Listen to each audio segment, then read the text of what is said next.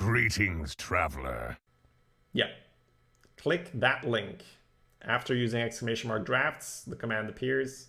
If you want to know what the average is so far, you can use !Twitch chat, and that will show you as well. That will show you the spreadsheet where all the runs are being tracked. We're not doing too poorly, even though your pilot is missing someplace from time to time. Your 12 index are sometimes not going 12 due to human error. That happens. All right. So it looks like we're going to get a 100 picks for the Warlock. I think that Rogue is strong as well, but we are sort of low rolling the Warlock decks, meaning no Abyssal Enforcers. We did get triple Evil Genius in the previous one. I'll pick it already, right? And we can start it. But still, Abyssal Enforcer is a really, really powerful card, and we didn't get any. And we're still getting 7 and 8, so... Or 7 and 7, right? So, not bad. Not amazing, but not bad. Okay, the Voidwalker. I like it. Good early game. That's what Warlock is all about. Good 1-drops, good 2-drops, good 3-drops, and then a couple of late game card to finish it off. Hopefully we get 3 jumbos. All right, I'll just pick the Genius. So you see, some picks are just fairly obvious and we don't need to spend too much time talking about it. Especially at the start of the draft, a lot of it is just draft the best minion. So then there won't be too much to talk about. I see a surprising amount of picks for the Portal Keeper. So this is a good pick to quickly talk about it. I haven't played enough with this to tell you guys 100%, but this feels terrible because you're paying 4 mana for a 5/2 in a meta where people spam 2-drops. So this is likely going to die to a 2-mana card, and you may not even see a portal in the next few turns. So the time you need to wait on this to pay off is too long most of the time.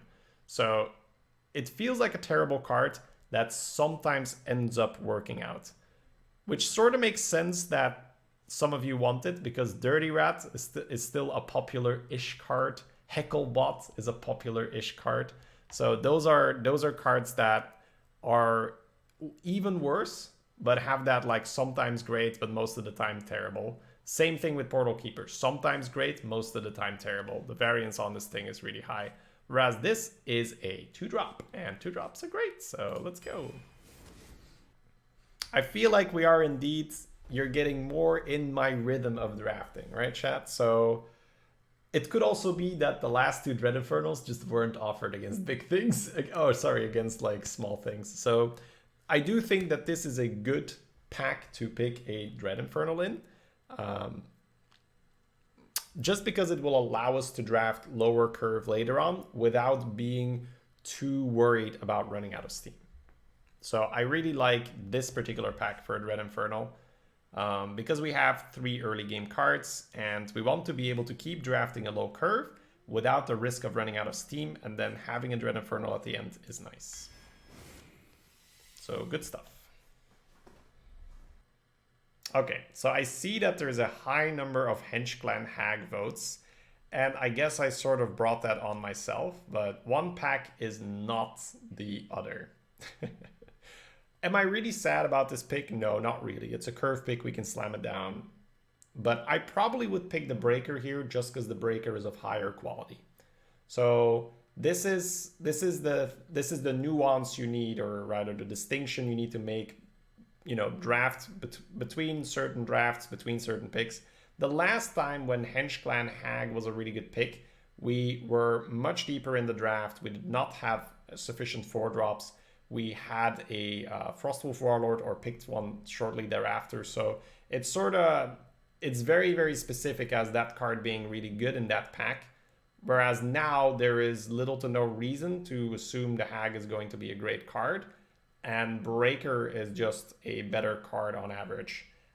I don't like Coil as much as other people because I really like being able to be proactive with my cards. So I like the Breaker more than the Coil, and I probably would have picked it over the Hag. But we will pick the Hench Clan Hag because, you know, that's the whole concept. I pick which card you guys want, and then I will give you guys my feedback. So a bit, all right, so a bit early, I would say, for the hack to be better than a breaker. All right, I will very happily pick an Ancient Brew. I don't like this card, and I think it is by far the best one in the pack, so thank you. Just get that over with. Ancient Brewmaster has a little bit more utility in Lackey classes, because bouncing a Lackey can give you more tempo in the long run. So very happy with the Brew over the Succubus. All right. Flame Imp, yes, we saw that just now. Flame Imp is good, Flame Imp is great, more Flame Imp, more better, for sure. Okay, another interesting pick here. About 10% are voting. I can let it run a little longer, but did the World Championship just end or so? Because I think the viewership just shot up after that, right? Previous draft was yeah. That's just yeah, for sure. So maybe we'll explain again if anyone is lurking but would like to participate in the chat draft. You can use !drafts, or you could just click the link of someone else using the command. Click that link and then just click the card you would like. If the program doesn't react straight away, just give it a moment. Refreshing, generally speaking, doesn't help, it just slows it down. Alrighty. So I definitely like the Yeti here, yeah. I don't think Dalaran Crusader is a bad card, but I love Yeti. I think it's a great minion right now. It snipes spider tanks, of which there are still a few around. It just, like, 4 damage, 5 health is so good. Almost always has been. There's a couple metas sometimes where Yeti isn't that great, but this is not one of them, so very happy with the Yeti. Why not Crusader? Because I feel like you want less 5-drops than you want 4-drops, and Brew is hardly a curve 4, because you don't always want to sap your own guy, right? So we only have one real 4. And turn 5 is more flexible in that we can play a 2-drop and a 3-drop if we get a sufficient enough curve, a good enough curve. So it's somewhat close because we don't have 3-drops yet, but because we now have a second Evil Genius, the chance that turn 5 we can make a play with, you know, a 2-drop and a Lackey and another 2-drop or something is pretty high. So I still like the Yeti. I just think it's a much higher quality minion. I agree, more genius, very nice. Lots of Prophet votes. I think given the fact that we have double Evil Genius, the chance that we can evolve a Prophet is pretty high. So I would probably agree. I would say that the pick here for me is closer between the Yeti and the Crusader. I would be leaning more towards Crusader than in the Yeti pack, but still am happy with the Prophet pick because of the Evil Genius. Yeah, I'm not a huge fan of Coil. Once again, it's not a bad card. It just doesn't fit my playstyle as well as just good curve minions do.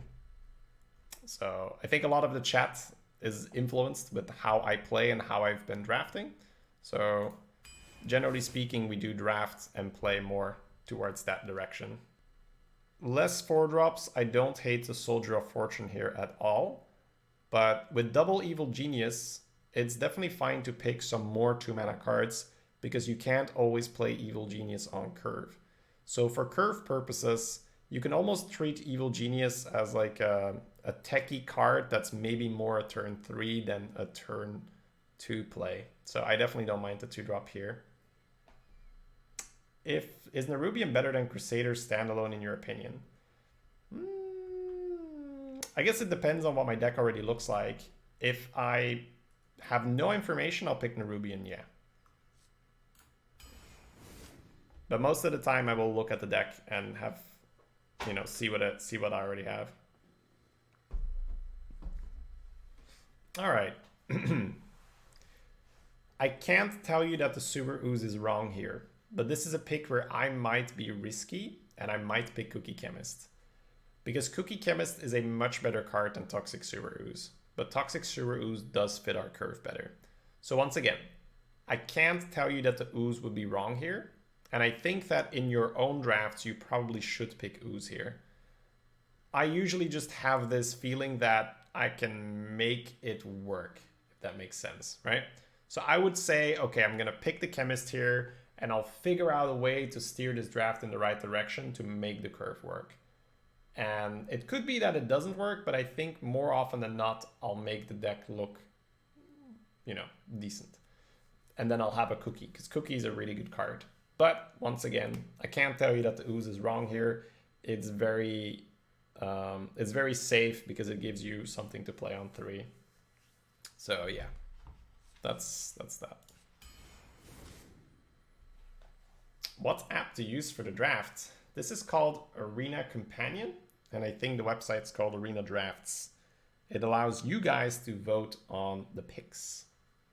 We are trying to get 30 runs in a row on this account with only chat drafts. All right, looks like it's a little slow right now. If it's not loading for you, just wait a moment. No need to panic, no need to refresh. Just waiting will fix the problem. Yeah, Monka H essentially. Every time you see Monka H in the chat, that means just chill, no refresh. How to vote? Well, if only there was a link in the chat telling you how to vote. I'm sorry, I don't mean to be, I don't mean to be rude. It's just that question happens so often, and a lot of the time when somebody asks how to vote, the answer is like literally 5 or 6 lines above them. Okie dokie, so I think we have sufficient votes. I'll wait a little bit longer in case, people are still loading so they can catch up. But it does look like we will have a Psychotron, and I don't mind that. It's our first 5-drop. We do not have reason to believe we will have an excess amount of 3-mana cards to play on 5, so I don't hate it. Soulfire would be fine as well. But getting some Taunt in Warlock's not bad. Another one, guys, is when you are making a decision that is based on curve, you should make sure you look at the list itself. Specifically in this deck, we have a Nerubian Prophet at 6, which is not a 6-mana card. So we only have 1 6-mana card so far, and we are about halfway through the draft. I think that Eccentric Scribe is quite a bit better than the Cable Rat, and we currently have an okay-ish amount of early game to make it work. That being said, it's not bad to have a Cable Rat with a double Evil Genius. Not at all. So I don't hate that we pick a Cable Rat here, but once again here, I probably would have picked the Scribe and just made it work, because I still think that we can pick a higher quality card than going full curve. But I don't hate it, right? I don't hate it. You have 2 Evil Genius? I do? That's crazy. And are you telling me that 1/1 bodies are good to sacrifice? Crazy. Yes, I'm aware, but are you also aware that you need some 6-mana cards to finish the game? Especially versus AoE classes.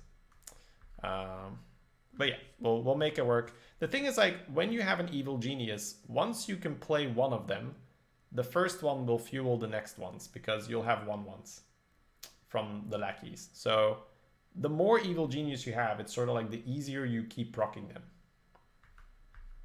This is the most passive-aggressive guy I've ever seen. I'll take that as a compliment. Because I'm probably, it's probably not true. You probably say that to every passive-aggressive guy, but I guess I guess I'll take it.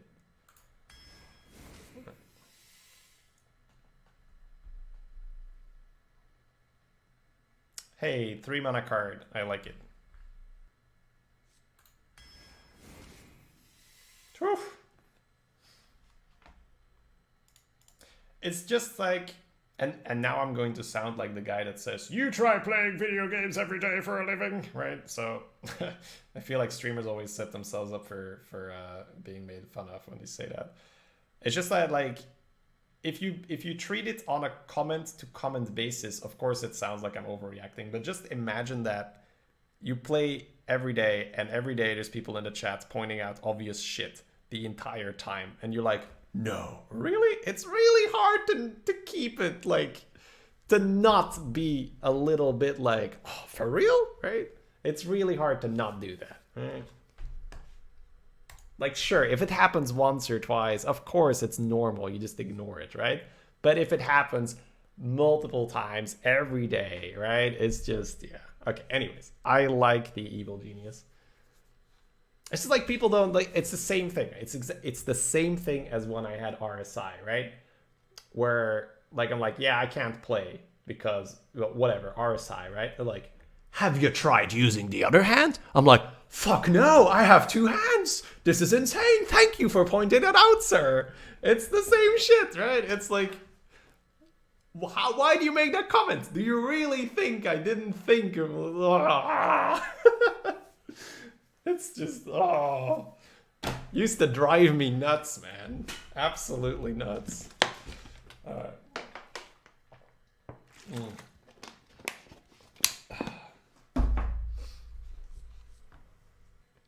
Alright, so it looks like we're going for the champ. I don't mind it. I have to say, I don't pick a lot of Storm and champs these days, but I don't mind it. I don't like it. We have the hag, we have a lot of lackeys. Yeah, I like it. I like it. I'm new here, but I already like you. Hey, get down, welcome. Monk H, yeah. So it does look like the program struggles a bit more the more people are voting. So the second draft of the day is always a little clunkier than the first one because there's more people voting. But just wait a moment. We're going to get past this and then you'll be able to vote. Sputnaus, thank you for the 10 months. And Jersta, you too, welcome. Thank you for using Twitch Prime here as well as Sputnaus. Welcome, welcome. Thank you for that. That's great, right? The program jams and then you guys take the time to sub. It's great efficiency here. Gives me something to talk about. All right. Looks like it is bluegill. Yeah. Not much on this pick to really go on. I definitely like the traveling healer here. There's some packs where it doesn't make sense, but makes total sense here. And healing in Warlock is always a little better than in other classes. Oh la la! This is a very nice pack. Healer every time because we are Warlock. Well, healer is in a bucket where it's quite often not the pick. I think it's about 50-50 that it's the pick, not the pick, even if you're Warlock. You're surprised it's so close? Yeah. So I think in general, Blast Crystal is a little overrated in this meta. Black Swimmers, thank you so much for gifting the subs to Gitan. Oh, you're new, but now you are sub, Gitan. Welcome, welcome. And thank you again, Black Swimmers.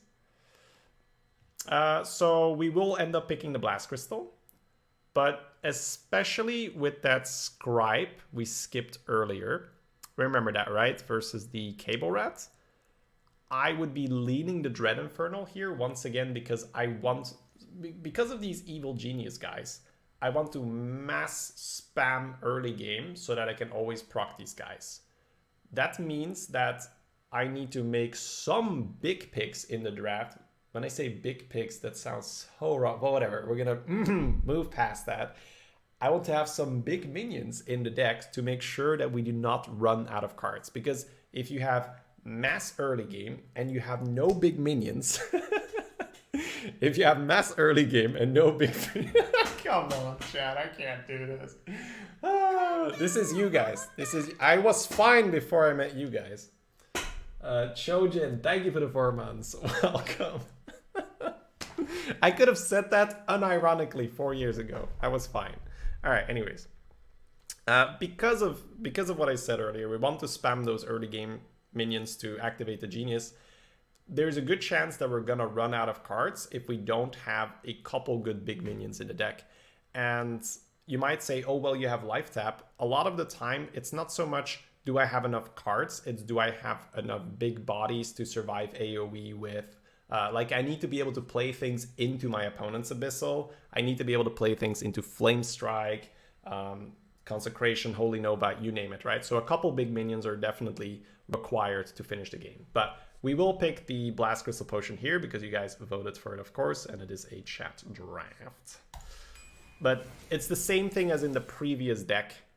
It felt better to pick the Dread Infernal there. All right.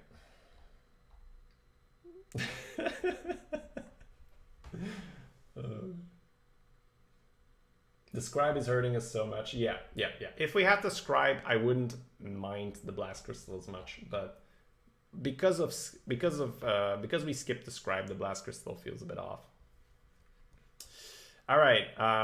Yep. Tango Fur is fine. We said we were pretty low on 3s. Tango Fur gives us 2 drops. 2 drops can be sacked to the Evil Genius. So overall, a very, very synergistic minion for us. Very nice.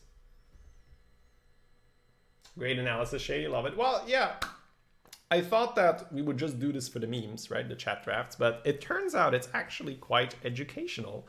But yeah, I wasn't sure whether I was going to give you guys feedback after every pick, or at least every pick where I had something to say. But it turns out that there is definitely interest in that.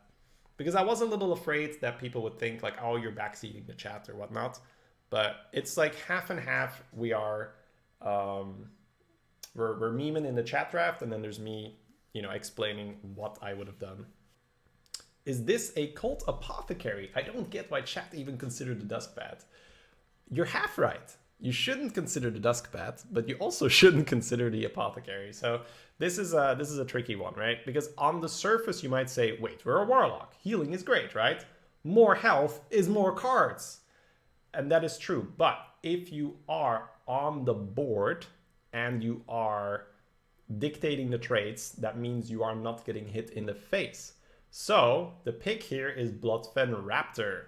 Might seem a little weird, but keep in mind that 3 of our 2-drops are Evil Genius. So we can't play them unless we have something we're willing to sacrifice. And right now, that's pretty much only a Cable Rat, maybe a Voidwalker that traded already. So we do not have many 2-drops at all. So the Raptor would give us something to play on turn 2, simultaneously also protecting our life total, meaning that we don't have to heal later in the draft, or later in the game rather. Because the Cult Apothecary is a poorly statted minion. It's 5 mana for a 4/4.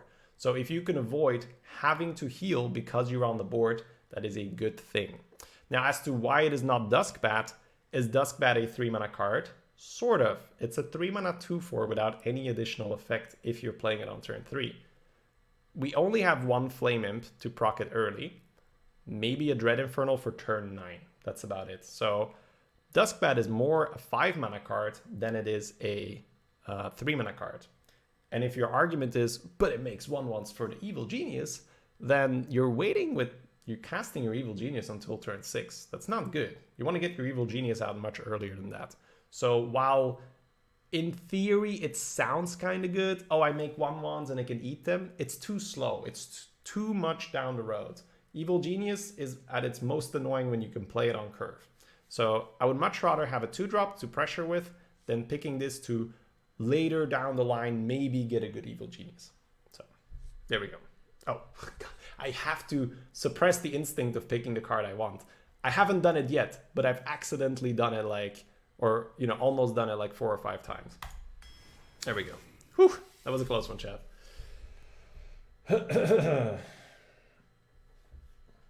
We don't have many 5-drops either. Well, that's the thing. With triple Evil Genius in the deck, it's so easy to make your own turn whatever you're missing. Because you can always be like, oh, I'll just play a 4-drop and a Lackey here. Oh, I'll just play a 3-drop and a Lackey on turn 4. So Lackeys really make it super easy to fill out your curve. All right, Villager is the nuts, right? It's insane. It is the prime Lackey or Evil Genius target. So yeah, we wouldn't skip this for pretty much anything right now. You get anxiety by playing Arena. Well, I would say think of why that happens. I think a lot of the time it happens because you're afraid to lose, right? So because most people aren't afraid to win. It's like, oh, crap, I won another match, right? It's more like, okay, so ask yourself, what does the losing mean to me? A lot of the time it's because then you think you failed, but just look at the losing as a necessary part of getting better. So if you queue up an arena run with this mindset that wins are nice to have and losses will make you better, it's essentially win-win. So if you lose, you are getting better. And if you win, hey, you get a nice feeling for free. That's cool, right? I know that's a bit simplified, and sometimes, anxiety can't be dealt with that easily, but I find a lot of people that having ladder anxiety, it's because they're afraid to lose because they haven't provided a proper meaning to those losses. And the proper meaning, according to me, for a loss is that it will make you better at the game. So just try your best to learn from those losses. All right, we'll pick Weblord. Weblord is really anti-synergistic right now. We have 3 Evil Genius, and we have 6 lackeys of that. Flame Imp is a battle cry. Bloodsail is a battle cry. Cable Rat is a battle cry. Duskbat is a battle cry? I can't look at him this way, right? Yeah, I can just hover. Tangle Mystic is a battle cry. Toxic Sirus is a battle cry. Panda is a battle cry. Hag is a battle cry. Dread Infernal is a battle cry. So we have lots and lots of battle cries. So I probably would have just picked the shitty red Mana Worm just because our deck is so anti-synergistic with the Weblord. That means we're going to have to keep this in our hand for quite a long time, unfortunately. But a pick is a pick, so we will pick it. So next time, look at the deck a little bit more and count the amount of battle cries, because we just have way too many for Weblord to be an actual card.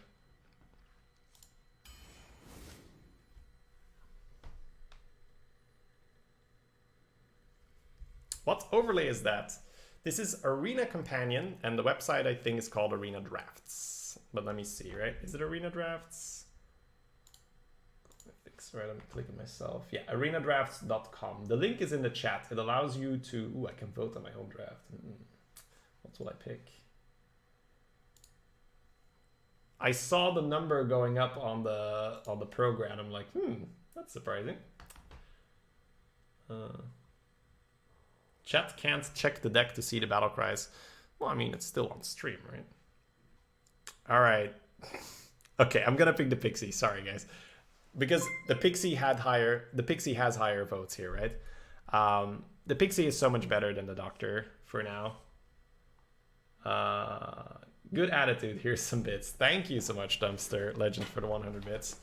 The Doctor is not the worst, but definitely not great. It's a very slow card. Whereas if you look at our turn 3, we have Hired Gun, Tango for Mystic, and Ooze. Pixie is a premium 3-drop, so I'm actually quite happy because I thought I would have to pick a Doctor, but then Pixie made a bit of a comeback. And sometimes I will be a little cheeky and say, well, it has more votes now, so I'm gonna go ahead and pick it. But yeah, I'm so... you can see, right? Not having that Dread Infernal, not having that Scribe is really... it's really, really hurting us, guys, because we have a 6-drop and a 7-drop. I still don't want to pick this guy, because yeah, he's a big guy, but he's too slow. He's not going to do anything. So we're getting better at drafting though, right? Because before, you guys would draft decks that had way too many big guys. And I think that way too many big guys is worse than not enough, because a lot of the time the curve will be clunky and we can just smork some people down, especially with triple Evil Genius. But in order to make those real nasty decks that, are going to go 12, we need a proper balance. So what I like is a spam of the good early game cards and then a couple heavy hitters, maybe 3 to 4 good late game cards, right? So right now we have 2, so I'd want at least 1 more. Anyways, we shall move on. Okay. Now we got on the opposite. Yeah, it's a learning experience, right? It's a learning experience. It's hard to get it right from the get-go. If you wait a few more seconds, Doctor's gonna have more votes. All right, we'll just take the 2-drop. The other 2 are terrible. Ooh, okay, chat. The entire draft has prepared you for this one moment. Well, Coil X, we've had that argument thrown out a couple times, and it is not as easy as like, well, if you're gonna talk during the draft, it's not a chat draft, right? Because it's much more, sorry, I don't mean to do it in that voice, obviously you don't talk like that. It just drives the point home a little bit more, and it keeps me entertained. The goal is still for it to be entertaining, and it's at the same time educational if I give you guys my opinion on what I would have picked. I do wait with analyzing the pick until after the votes have come in. But there's just too much value that goes to waste if I just sit here going, okay, right. So it's much more fun to watch as well if I am giving you guys my feedback. We don't know what to pick, Monka is. I do talk like that. I talk like that. So while indeed the integrity of the chat draft is a little bit affected by me giving you guys my feedback throughout the draft, I feel like there's so much entertainment and educational value in it that we simply can't pass it up. Yes, absolutely, Cabal Trafficker. This is the perfect card for this deck because we've got some early game, we got some mid game, we got a removal, we need some finishers, and Trafficker is perfect as a finisher. So excellent job here, chat. I'm just catching up with the chat here. And yes, if you don't know how to participate in the draft, use !drafts. That will provide you with a link. Lots of cookie votes. I don't mind it. I would say that Blowgill Sniper is also a really good pick for our deck because we are Warlock, so we don't have a hero power that pings, and it is excellent sacrificial fodder for the Evil Genius. That being said, we can definitely fit another 4, and Cookie is a high quality card, so not bad at all. I'm not sure if I would have ended up with the Sniper. I guess I would have to really analyze the curve a little more. So Sniper gets better more 2/3s you have, because Sniper plus, you can coin a 2/3, and then they play their 2/3, and then you trade on Sniper, and then you have 2 2/1s on an empty board. And we do have a couple of those. Got a Raider and a Servant. I'll probably still take the Cookie. Yeah.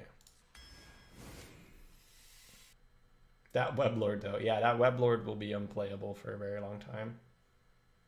Are the lack of abyssals the result of RNG or micro adjustments? So they made a post last time they micro adjusted. We now have had 3 drafts in a row without abyssals, but 1 person sample size means very little.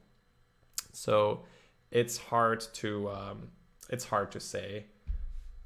They have been pretty consistent with announcing when they have nerfed certain classes, so I will sort of just have blind faith here and that it hasn't been adjusted yet. Unless, of course, they make a post later today like, hey guys, and it was like, I wondered why my Warlock drafts didn't have abyssals.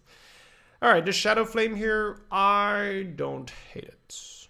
Not at all. Shadow Flame is a good AoE card if you are a faster deck that's on the board, because you rarely want to blow up your own board with Hellfire.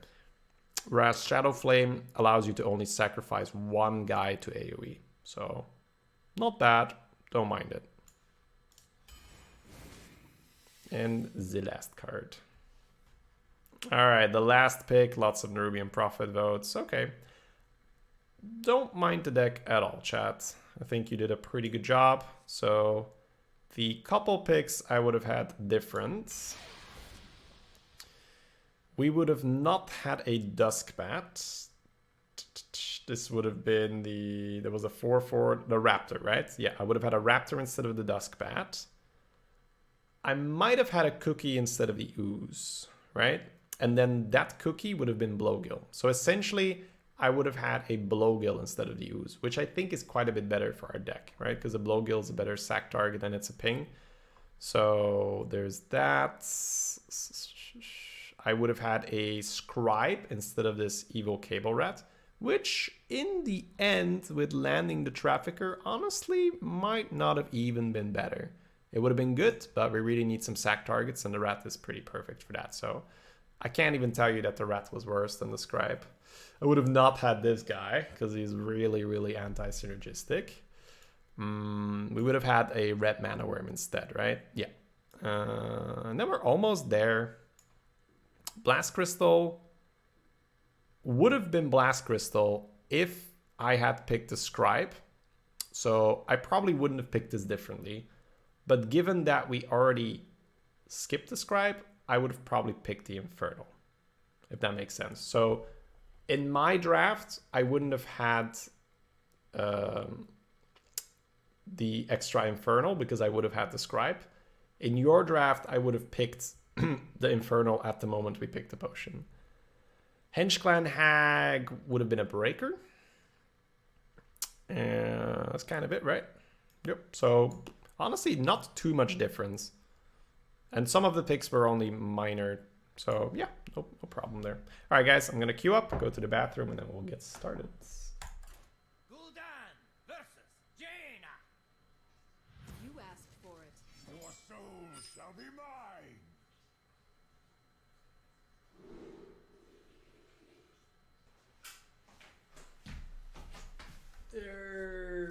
Do I want to keep an ooze? Do I want to keep a bluegill? Probably not. Okay. All right, worked out.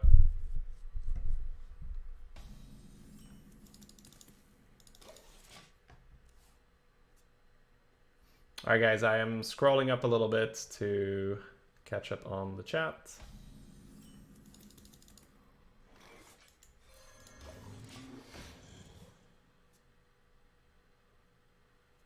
Ace Thor, Acid Thor, you explain everything very well. When you streamed with Josh, it was even better because he asked so many questions. Then you explain more, then you probably would. Yeah, no worries. You can always ask at the risk of me saying, well, that's a stupid question. But that actually doesn't happen. It's not the question that bothers me. It's when people tell me, right? Like, oh, you should do this or... But yeah, this is the... That's the real difference because we have the comment right above. This is great, right? If you scroll up in the chat, you have this comment by Asathor, Ace Thor, and then Twitchy, who says like, "Lol, just play," right? So the Asathor essentially just explained what kind of stream it is, and it's exactly the stream that Twitchachi or whatever his name is doesn't want to watch because it's not like a just play stream. I pointed out. Okay. I actually like to take my time and explain stuff and teach you guys a thing or two. It's the same thing with the chat draft concept where some people might say, oh dude, it's not a real chat draft if you give your feedback. It's like, well, it's fine. It's my chat draft. It's the way how I enjoy doing it, and it's the way how my viewers enjoy watching it. So it's not everyone's cup of tea. It's on YouTube, Timo. 12 wins with Josh. I think maybe 12 win Rogue with Josh. It's titled. It's not too long ago, so if you just go to my YouTube channel, you'll find it there. Yeah, Novice Engineer, pretty good target here. I agree.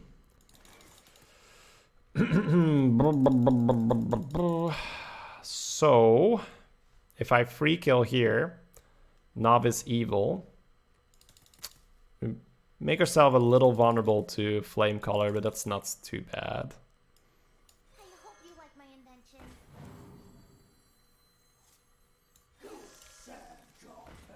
You served your purpose. Alright. 2 damage lacking.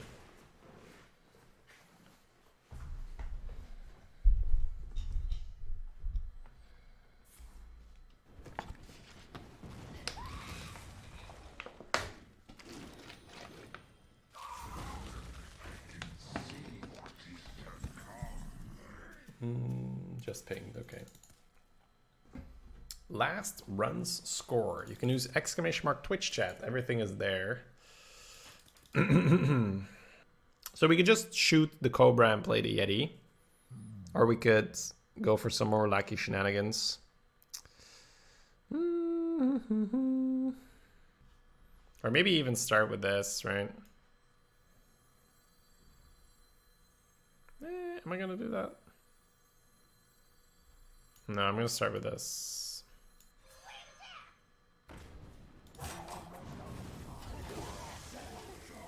You can't blizzard me yet, so it's a good time to just go in. I guess I'll play this first for Mana Wraith, because Doomsayer, not too bad.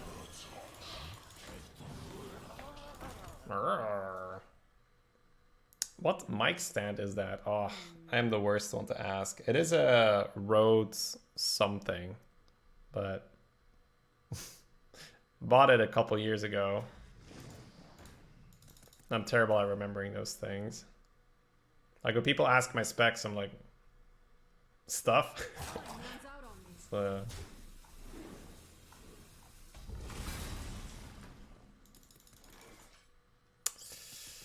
okay, so he can Blizzard next turn, meaning that cashing in on the 2 power and the 2 health guys could be okay. I think it's okay.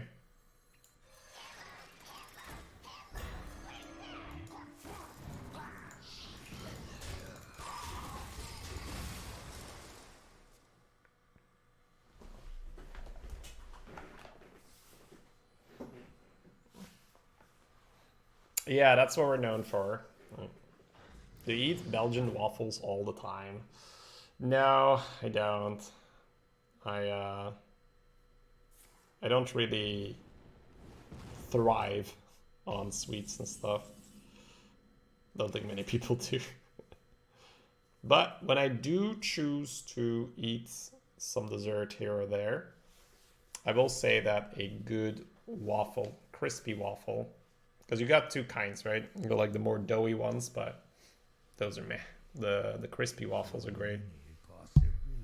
Stormwind is fine here. Just making sure. Behold the might of Stormwind. Trading 1 in always happens. I'm just wondering if I want to trade it or go face.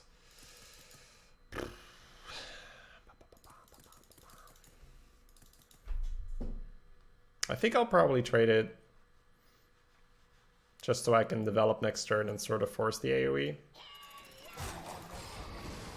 Speak Flemish, please. Well, Flemish isn't really a thing. It's more like an accent, but the language is Dutch. People always say like, I don't speak Dutch, I speak Flemish. I'm like, well, Flemish isn't the language. Dutch is the language and Flemish is sort of more the the accent, the way how you speak. Because phonetically, when you hear someone from the Netherlands speak Dutch, it's gonna sound quite different than, you know, someone. And then there's different regions, right, of Belgium where they'll speak a different kind of Dutch, but it's all Dutch, one way or the other. Dialect, yes, dialect. That's the word I was looking for. Thank you. Timely draw. Good job, chat. Your blast crystal's performing. Regional dialect. Yes, yes, that is the one. English is hard sometimes. Do you speak Dutch? I do speak some Dutch. There is the Blizzard. When they have Blizzard and Flame Strike, it gets a little tricky.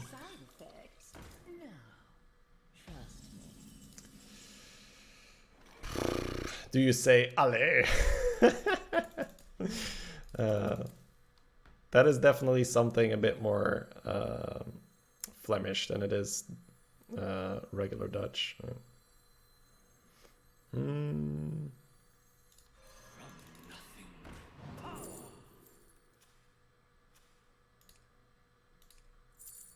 I'll take it for the reach.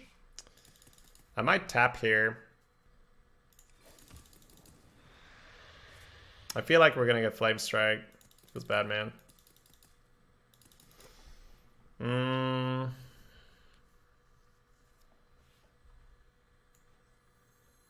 This protects versus the second Blizzard. If he has dig, he goes boop, boop. 11. He heals for 4. He's at 21. I develop another 3, 14, 19. So I'm 2 off if I play this. I'd still play it. I think Shovel Fist's pretty common. Can you speak French? Yes. I also... Well, okay, so...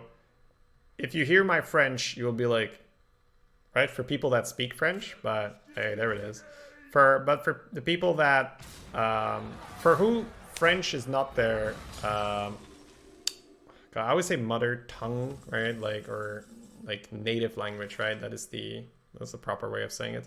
For the people who French is not their native language, my French will be okay. But for for actual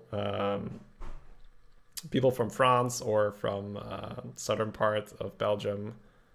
How do you say that? Like it's Wallonie, but it's... En français, c'est Wallonie, but... En anglais, c'est quoi? Anyways, we have 19, so not quite enough.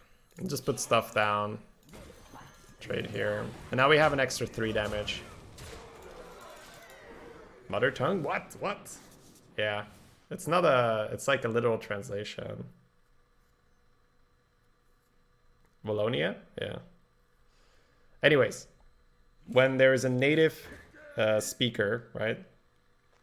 They will be like, man, your French is sort of bad. But they'll be able to understand me. Muttersprache. German vocabulary makes so much sense when you speak Dutch. Gul'dan versus Jaina. You asked for it. Your soul shall be mine.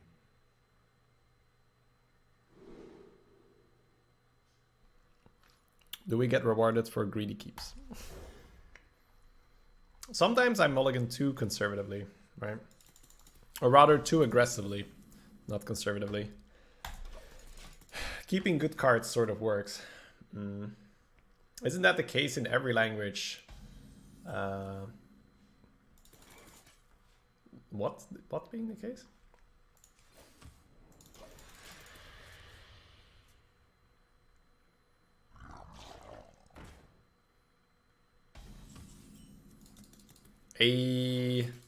Sort of rewarded, right? Sort of rewarded.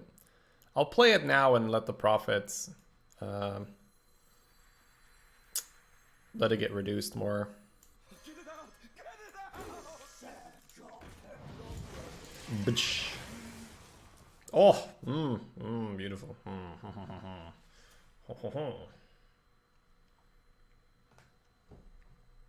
Social experiment, gone wrong, gone sexual. Oh man, such a funny trend, right?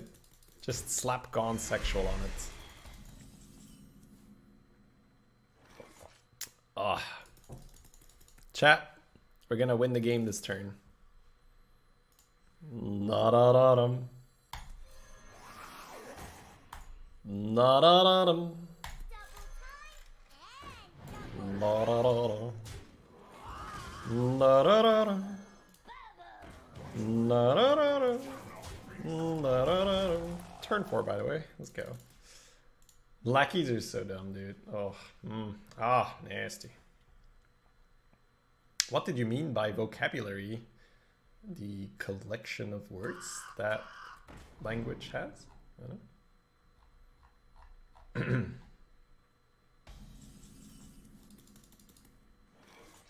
And now we bounce him and get the weapon back. Hey.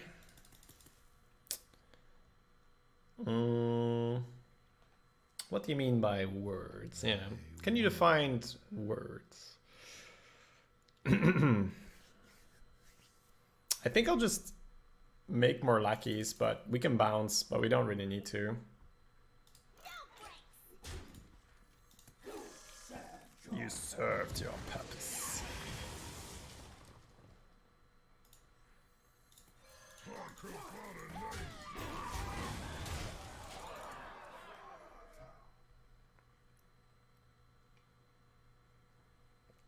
I like this because it's a lot of pressure and allows me to jam the trafficker on curve sort of no matter what he does. I guess if he goes Nova Doomsayer after Crystal, that's really specific.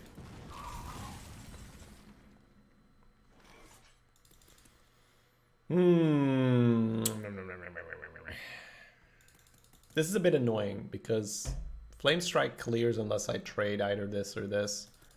So I think he succeeded in making me not play my Trafficker.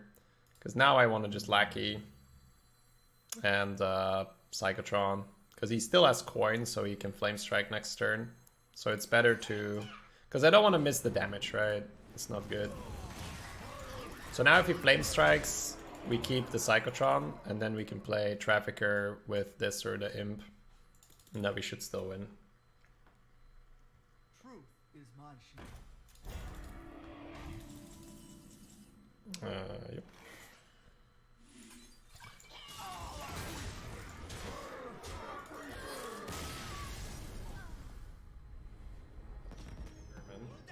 Some words, right? Some very crude sentences, but Your soul shall be mine. that's it.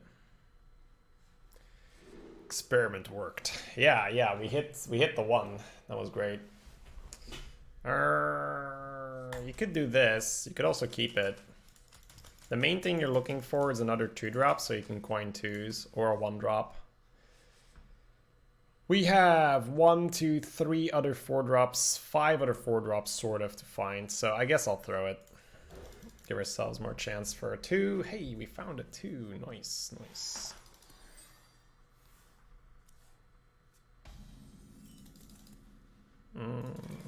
Okay. I still like coining the 2, 3 here.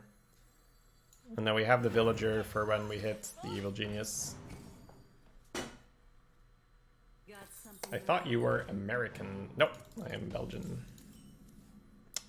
We have located the evil genius. Eating the 1/1 just makes more sense, so I guess I'll just play the rat. It might even make him ping on 3.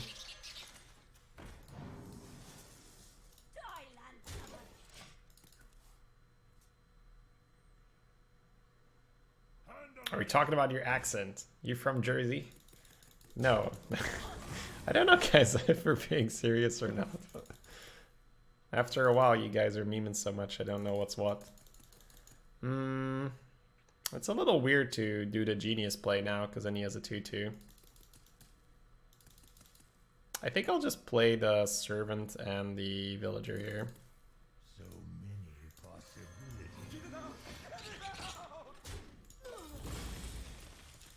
Because we could go for just Pixie. But I like to go Prophet, Genius next turn, and then I have to eat the Pixie, and it's not nice.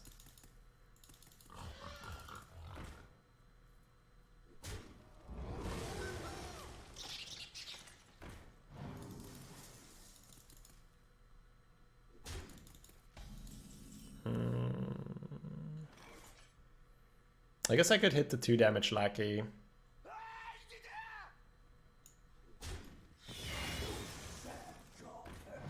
Soloed by raid leader. It is doing quite okay for him.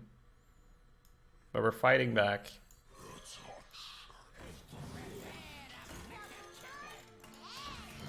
Alright. Situation is under control. The double jumbo imp deck went 7, I think. Was it any good for us? We played it for 7 mana one time.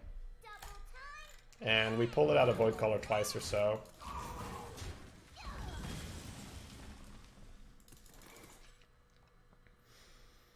So he doesn't have lackeys left, right? Okay. He is lacking the lackeys. Hilarious, as always, of course.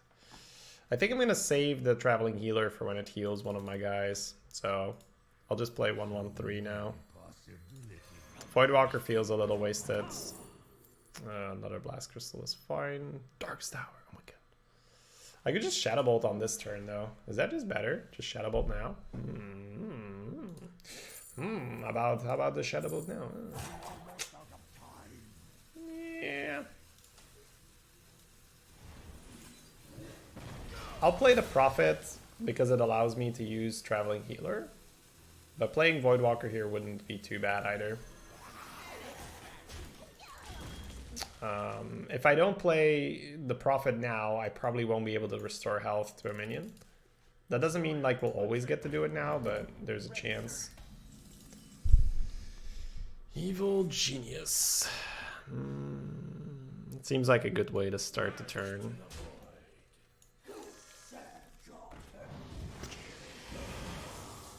Ooh, big, big, big. Nice.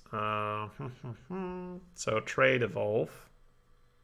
I'm just considering whether I want to add more into the Flame Strike or not. I probably don't, right? So I think I look for the spell first.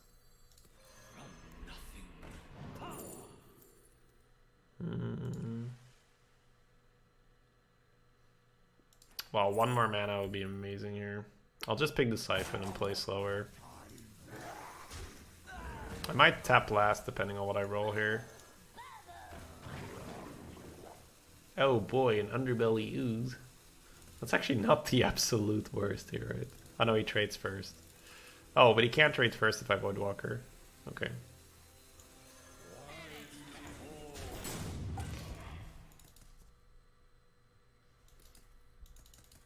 See, that's the thing, right? Depending on what you roll, you might tap or not tap. Conjur's Calling? Okay. Some nice low rolls, so that's what we want to see.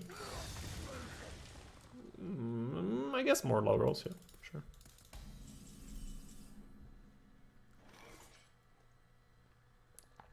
Oh, we can heal it. Oh, keep it going. Keep the Underbelly Ooze going, baby. So, 2, 2, 1, 1. That's a little annoying. Am I gonna Siphon a 0-7? Just to damage this? I guess not, right? What if I Siphon the 2-7 and don't split this? 3, 5, 6, 7. Meh. What if I Siphon the 5-4? So the Underbelly Ooze. Am I really misplaying because I want to save an Underbelly Ooze? I might be. I feel like you have to dome this, right? And this is...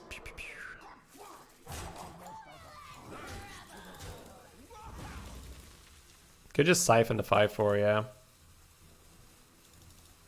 I guess so, right?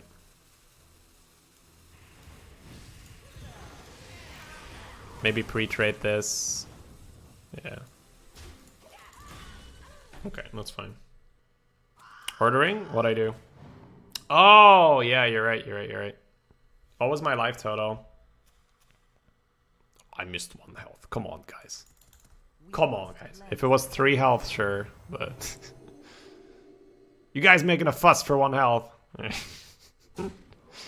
I'm thinking, guys. There's other stuff going on, right? Ooh. Alright, so this is the sort of dilemma I have. I want to Shadow Flame here, obviously, but I also don't want to leave myself with a 3-1 Ooze. We can trade, heal the Ooze, ooh, and then blow the one up on 1 HP. We smart. That's actually not bad. Yeah. So we trade first. Then we heal one of them. And then we kill the one on 1 HP. Oof. That's good. Problem solved. You can see how that turn looked weird. And then like, I'm supposed to sack the 3-1. Okay. Now we can do it. What is a 3-5 minion? It's like a really bad patron.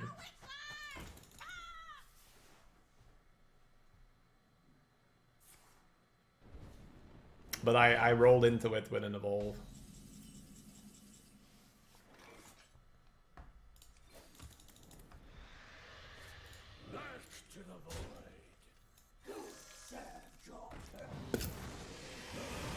Oh. 1, 2, 3, 4, 5. Do I want to play an additional minion? I probably do, right?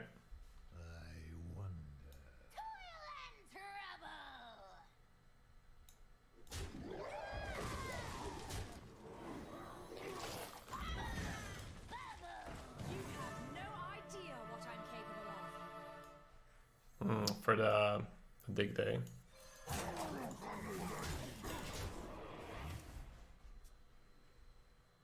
Oh yeah, you can play Ancestral. Mocha Shake. Oh, you bastard. He had it! The bastard.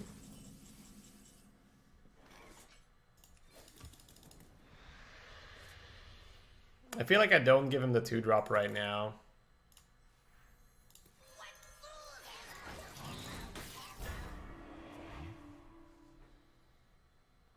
Caligos, man.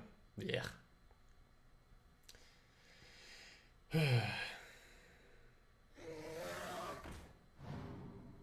Okay. Ah, for free, of course, because Caligos.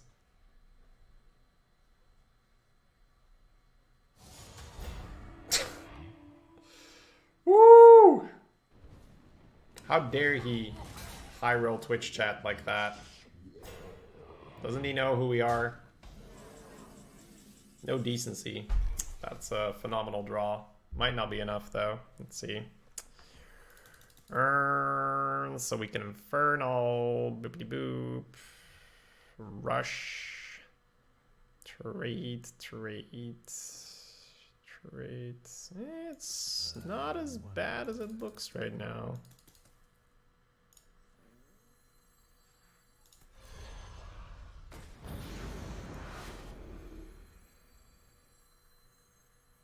A stranger will offer you aid. Double time and double pay. Foolish.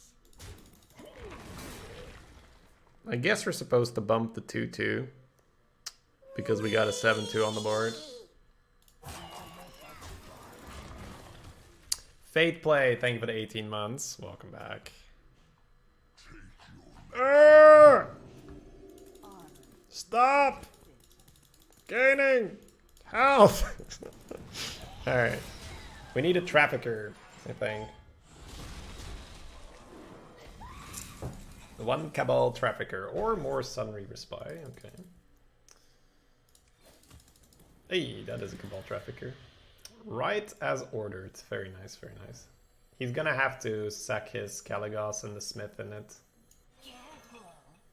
Got something to hide? Have you considered putting a secret in play? Ooh, not bad, not bad. Alright, so low roll, not a good card. Definitely not a Kabbalist Tome or any of that shenanigans. Not another Power of Creation. That's a decent card, but... Oh, he's not killing the Trafficker. Oh my god. He values getting the free spell when he has 10 mana and no cards in hand over me getting a demon. That's insane. That's crazy. Crazy talk right there.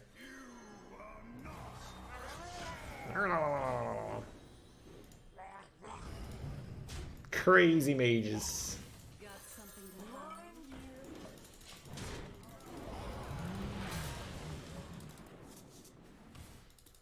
hide? Oh, Nerebar, Web Lord. Great. He wants the armor as well. Yeah, I get it, but you're just giving me an additional roll for Jiraxes and everything, right? I don't know. He has to kill it. He might kill Illidan instead. No, he's not.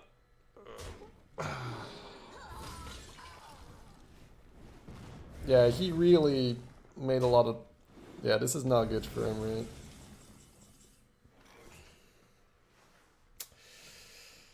I guess I'll draw. I can also just play out my hand and pull the Weblord. How many spawns am I going to get? If I trade the Illidan and trade the Smith, nothing dies. So I'll have 5 spots on the board. That means I'm going to miss out on 1 spawn if I don't tap. So I guess I'll tap. Not to mention I might hit a Stormwind Champion, which is really good. Or even a Cookie Chemist. Well, at least I pull something else now. I could play the Duskbat now.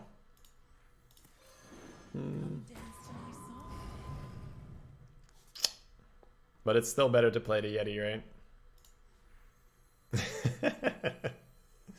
Yeah, I'll play the Yeti. That's fine. Okay, okay. Stormwind Champion, it's gonna be good. Oof. Tough draw. But we do have 2/2/1s to go in. Ooh, there it is, there it is. I guess Stormwind plus Weblord's better than a tap now. So let's start by doing that. We don't have lethal. Would we rather sack 2 3/2s or 1 4/4? Probably 1 4/4. Let's dance. 5/6 should hit him in the face most of the time. I guess I kill 3 tokens. Make it less likely he can get to the champ. Show me.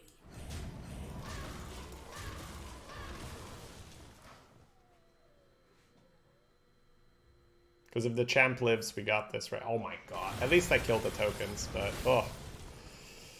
This guy needs to seriously stop drawing good cards.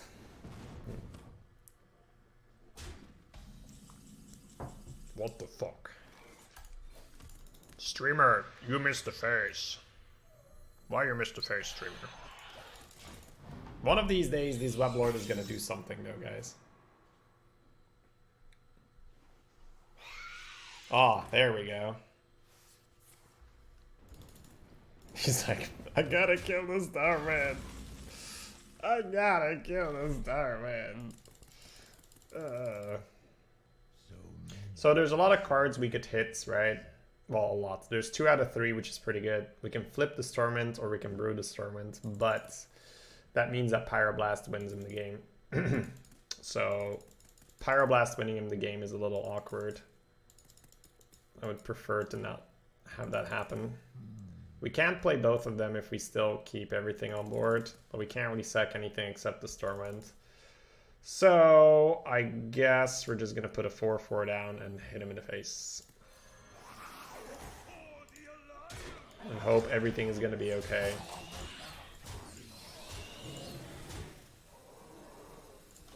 When is the last time hitting your opponent in the face with your entire board backfired?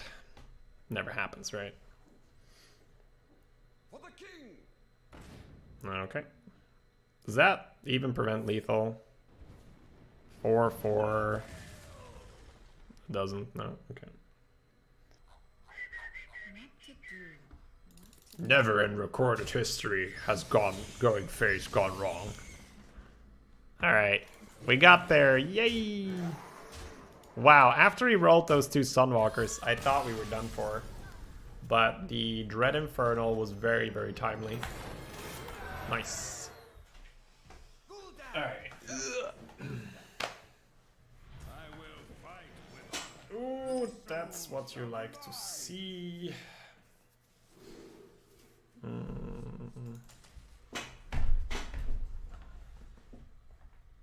If we get the 2 damage lackey and shoot our face and then play this.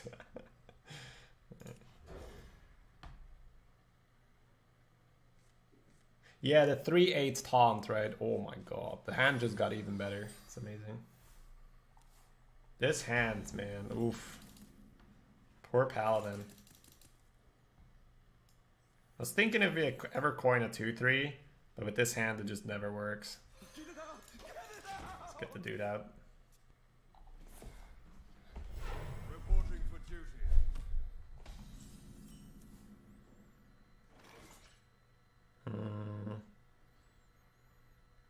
It's probably still better to get the lackeys out now, because you could go Sunreaver Spy, but the chance that a 2/3 is much different than a 2/2 going into turn 3 is really low.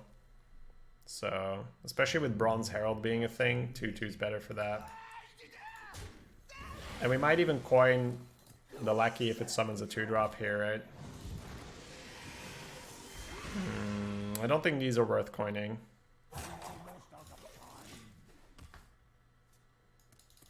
Did he keep both evils? No, we kept one and high rolled into the other one. Wow, if that's his play, that's not good for him. Alright, so 8 cards in hand. He could True Silver the Prophet, which is a little bit awkward if we hit an evolve. So part of me wants to just eat more stuff. Weblord, yeah, perfect with this hand, right? Yeah, I think we eat the Ethereal Lackey.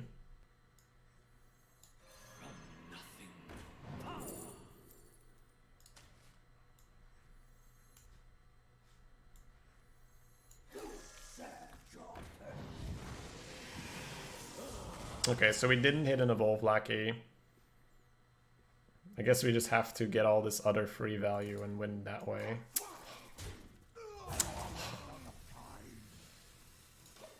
Okay. We're gonna have 10 cards in our hand on turn 4. You see why the Twilight Drake would have been okay? Hey, he did have a true silver. Yay us. Played around it. Ooh. Not bad to play into a true silver. Seeing as I have 4/4 is all the alternative.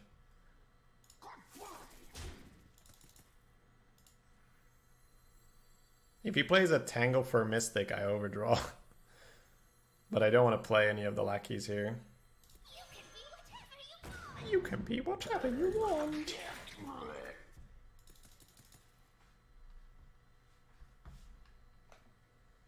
A little healing goes a long way.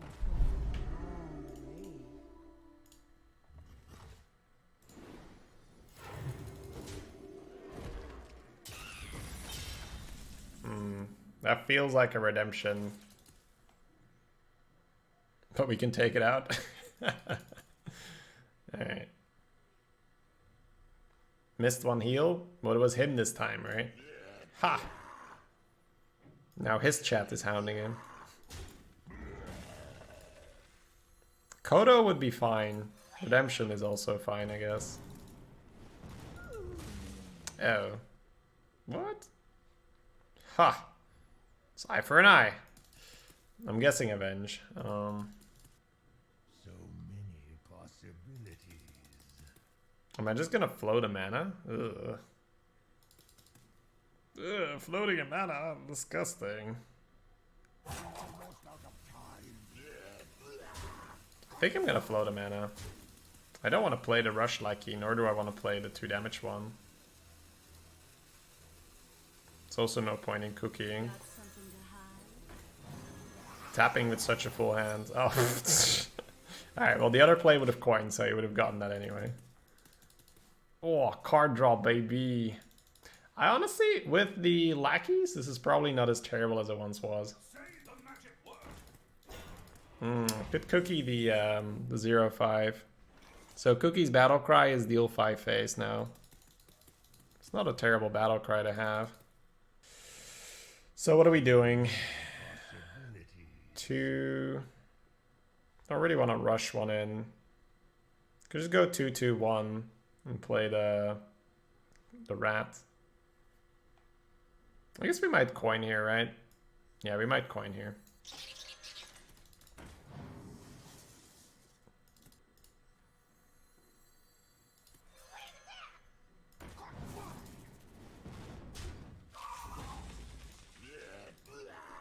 Oh, this is a demon. I should probably keep that. Oh, then again, it can get hungry crab, so it's sort of the same.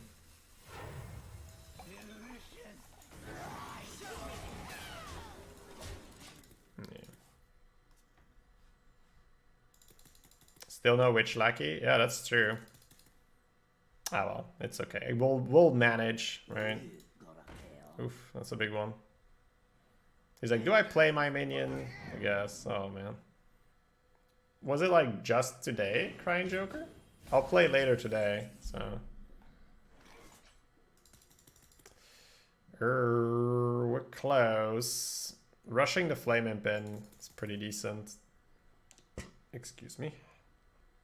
So many possibilities.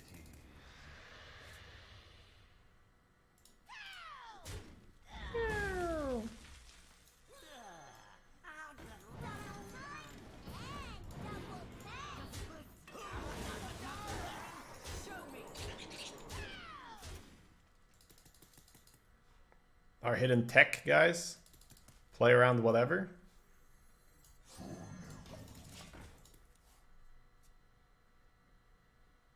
Trying to be edgy. Oh, okay.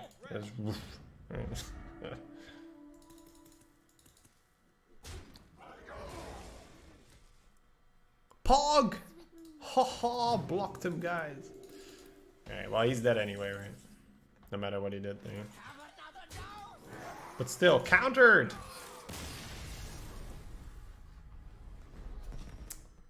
Abyssal. Enforcers. Let the hunt begin. Your soul shall be mine.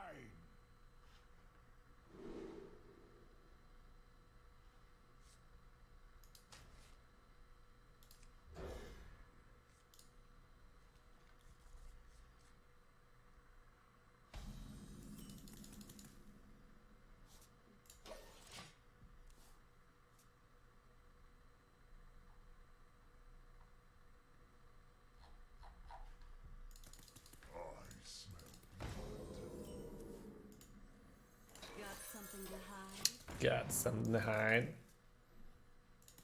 I'm gonna need you to go face with this one, my man.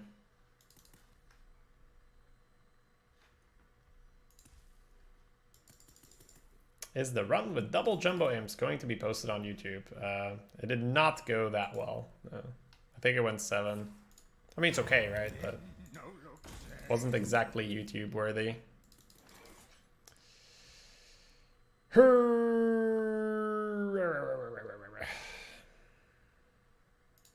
me.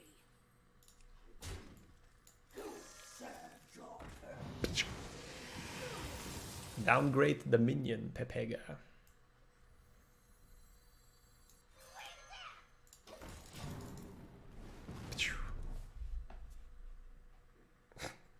That's not bad, Goblin Woman.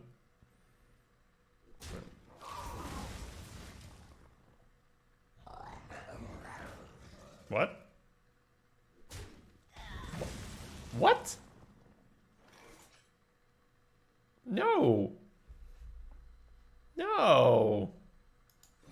God, no. Why would you do that? You have a Worgen on the board.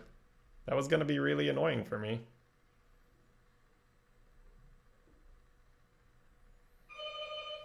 Gadgets and Gazette always gets the scoop. 6-6. Is this the early Blast Crystal game? Might be.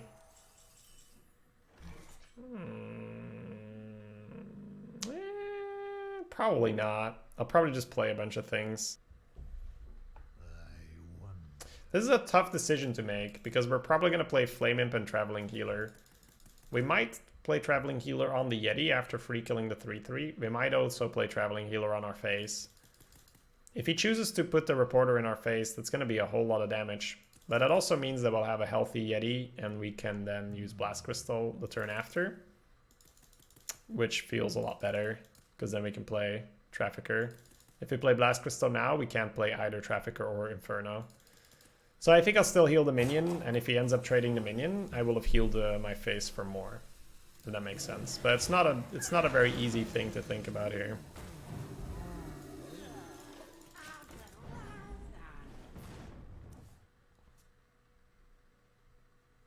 I see a red dot on your forehead. Alright, don't move. They can't see you if you don't move, right?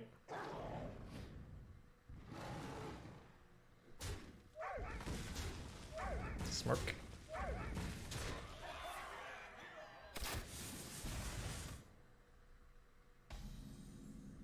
I guess I'll just skip the tap here and take the Blast Crystal. And then next turn I'm gonna have my 6s. I could also double trade and develop a Trafficker. So when we compare those two plays, one play pushes 7 face and leaves 2 bodies. So Blast Crystal is superior for the moment. But what Trafficker does is it will force him to react, maybe with a deadly shot. And it would also open up us being able to play Dread Infernal plus Lackey, being able to deal 3 damage to wherever we please. It's a tough one. 7 phase damage is quite a bit. 7 phase damage is quite a bit. He's gonna play a 6-drop though. Maybe Trafficker's just better. I don't know. It feels like if I miss this 7 phase, I'm gonna regret it. So I guess I'll use this. 7 phase is just so much damage. Because a lot of the time when you play against the Hunter, you need to race him in the end. So if I can deal 7 here, that's pretty big. Also, if you have 1 minion on the board, it's much easier to deal with it. So I think given what happened, we're fairly happy with our decision, but it could have gone either way. Because we get a pretty clean Dread Infernal now. Also, 1 minion is a lot harder to play defense with than 2 minions. That's a super tough call, right? And I think this is a funny play because I think that if you're a novice, you easy Blast Crystal. And then once you are a more advanced player, you will realize, hey, I could save my Blast Crystal here, put the minion down, and it will sort of be similar. And then one step further is realizing, hey, I'm playing versus a hunter, I need this pressure, and a spread on the board is probably better. So it's a full circle play where the novice will probably make a better play than the intermediate player, but for different reasons. It's funny how that goes. All right, I'll go Trafficker or Lackey now. And it worked out quite well. So.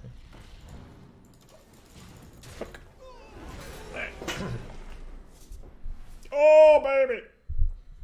Alright, looks like we're gonna be in a good spot.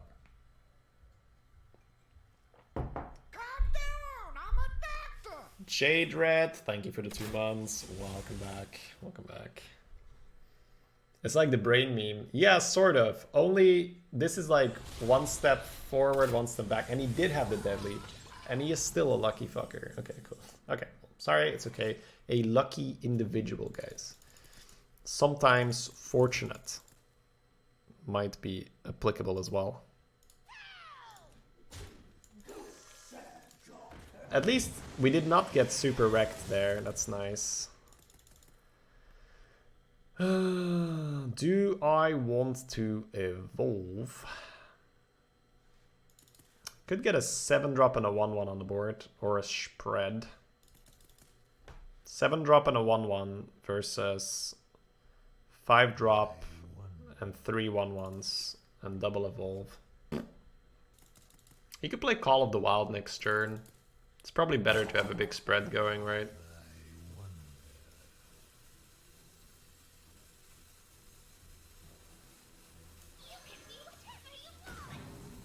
I don't think I get to be greedy here, though. 5/5, I'll take it.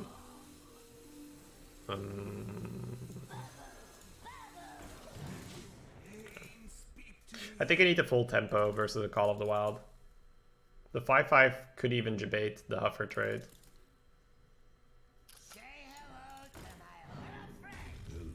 Hello. Oh, the spread, baby, the spread. So we're 2 off. 1, 2, 3. But we just win the game off this, right? Bring the pain, bring the pain. Behold the might of Stormwind!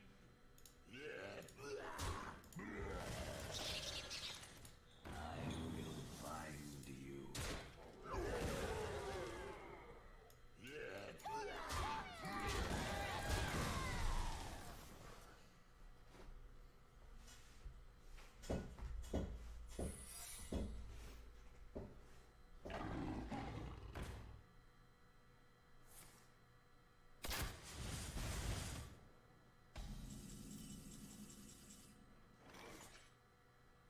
Not playing around Corrupted Seer. Oh, you're right. I'm playing around Hungry Crab. What am I doing?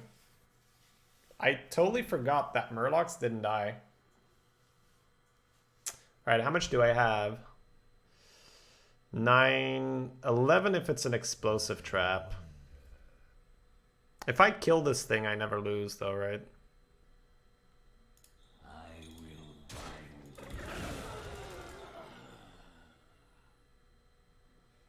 So I guess explosive is more likely.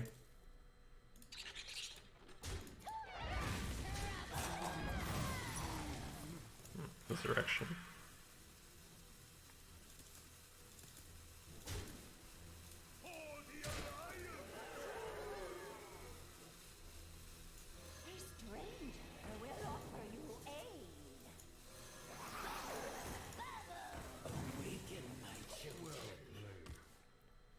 Oh, I shouldn't have played the other one. Crap. I might die now. That was really bad. I was trying to figure out hounds and go commands.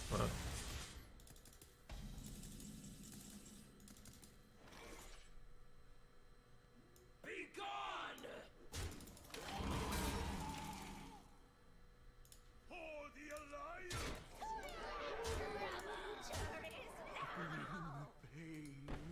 It's BM. I'm not gonna BM. I'll just play it. Ooh, 16. Hey, where did my health go?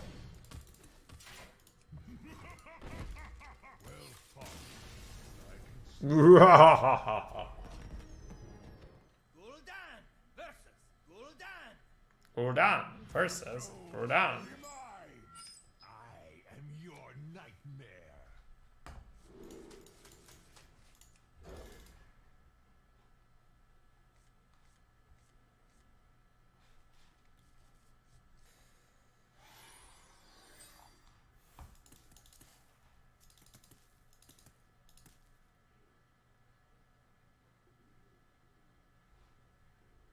How did you know, Shady? In half an hour. I have to go AFK to make a call. He knows, Monka is. Complaining about luck with this deck. Am I? I mean, I'm a streamer, I complain, that's what we do. What we do, baby. Why don't I have Abyssal Enforcers? Oh. Pepe hands. Yeah.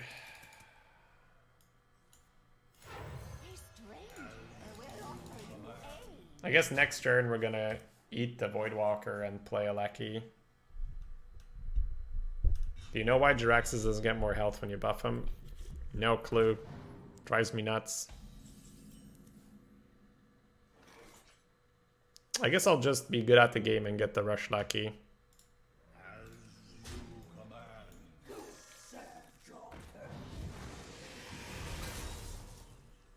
Yeah, that's much better than not being good at the game.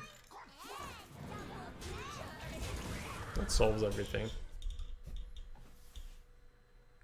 Yeah, that's much better than not getting a Rush Lackey. Yeah.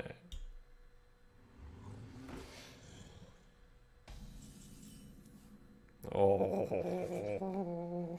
Alright. Control yourself. Control yourself. Alright. There's so much stuff we can do. We can like eat more, buff the entire hand, but not yet, I think. I think it's just trade and traveling healer. And soon we pop off. Very soon.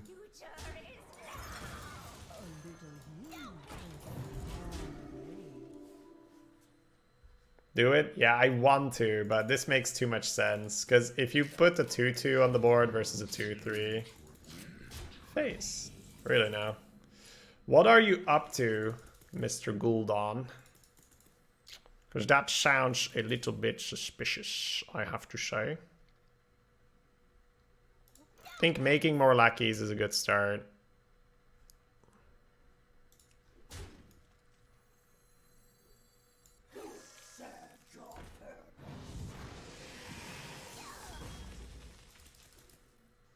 I guess we'll buff the hand now. It's a little bit too juicy not to. Oh, this is pretty good.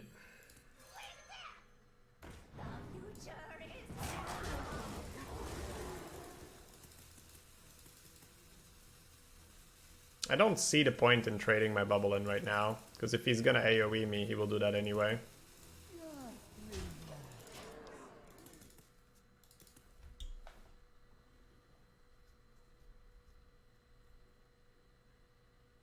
Maybe he Shadow Flames a 2-2. That's okay.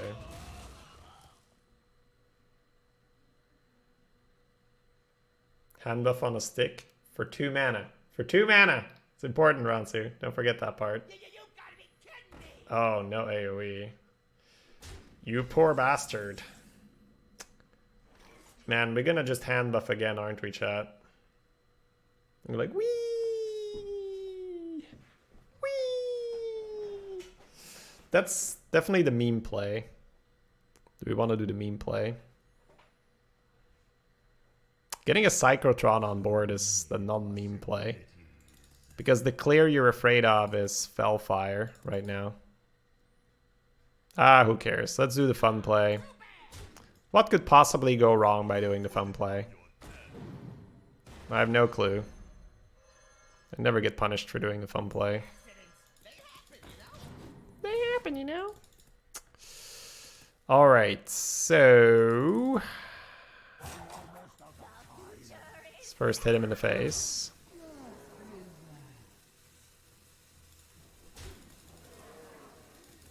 He can't trade an Abyssal, so let's just let him make the bad trade. And then he is on 4 HP. Then he is on 8 HP.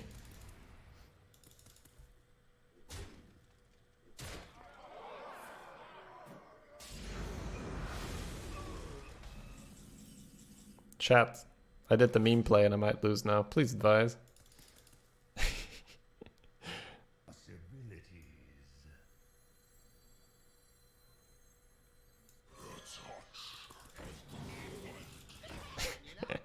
That's the reverse order. No, what is this?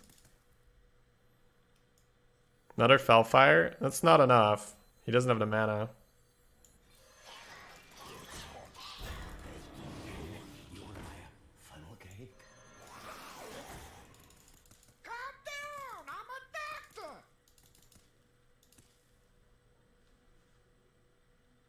Lufia Cloud, thank you for the 10 months. Meme play, best play. We got him right where we want him, chat. We got him tapping. He's on the ropes. Yeah, we got him. All right, yeah, we got him. I knew the meme play was gonna win all along. That's why I did it. Memes are invincible. Invincible. Your soul shall be mine.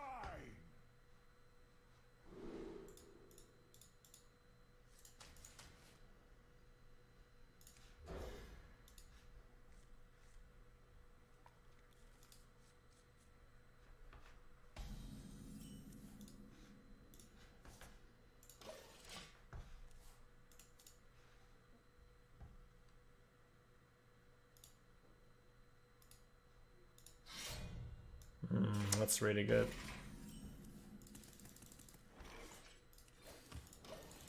No! A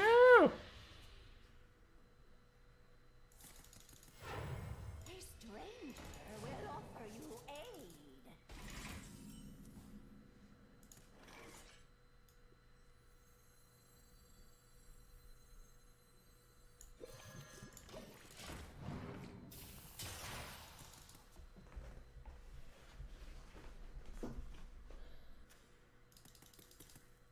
Who did you vote for in Worlds? I forgot to vote. Well, didn't forget, but wasn't important enough to vote.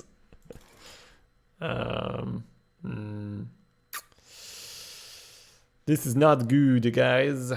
We're in a little bit of trouble.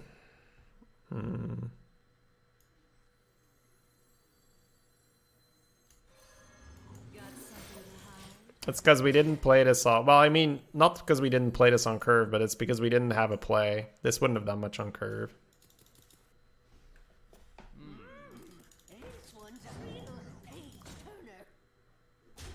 Oh, wow.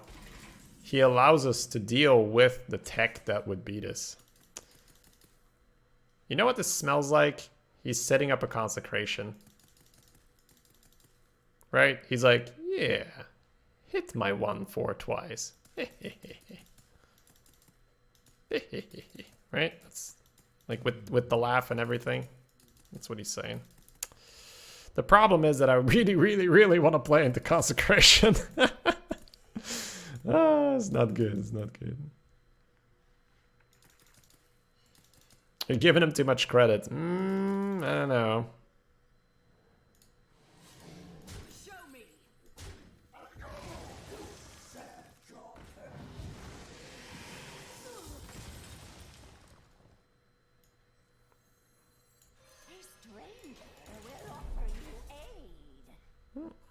Okay, not bad. It's messing with your mind. It's not an amazing consecration now. But I definitely wanted to sack one of them. Tis but the pony. I like this guy. He know the place. He know the place, Smirk.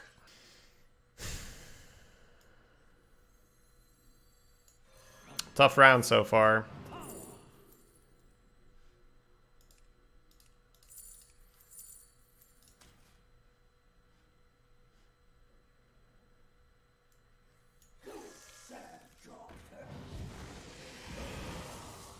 Ooh, very nice.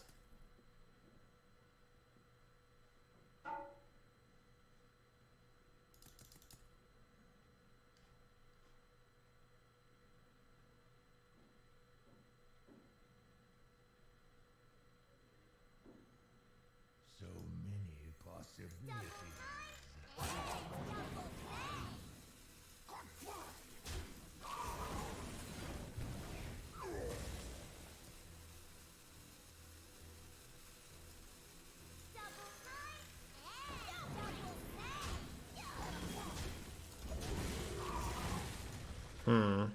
I'm not sure if that's right, using both the rush lackeys. But it does prevent a lot of damage.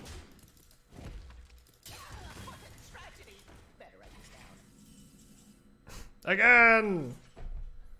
It's a pretty good hired gun. So probably something involving the gun. So many possibilities. Hired gun leaves him with 4 mana. I guess I could try to get the 2-drop lackey.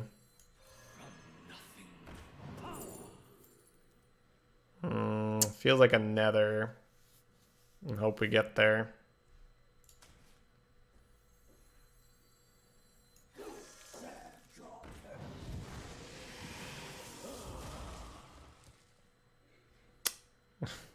We're not hitting the right type of bullshit.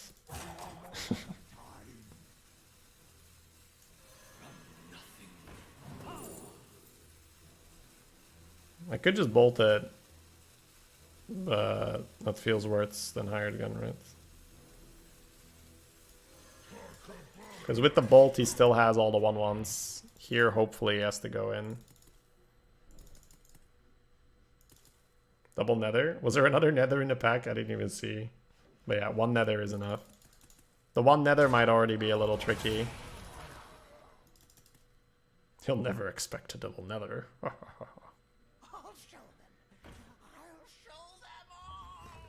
We're not hitting the right type of bullshit. Game, give me more good bullshit. The amount of times I've had 10 cards in my hand in this arena run is too damn high. Alright, so Nether obviously wipes the board. I'm just making sure, right? Because obviously next turn, but I guess I can Shadow Bolt a 4/4. He might just drop 2 4/4s. And I'm going to Shadow Bolt 1. And I'm going to have 6 mana left. 6 mana for... maybe an Evolve on something, right?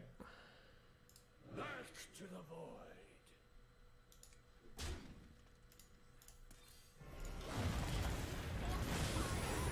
For science! I'm assuming double 4/4 here. Seems pretty natural. 2 Nethers. Yeah, that's true. I mean, it wouldn't be bad. Mana Wraith.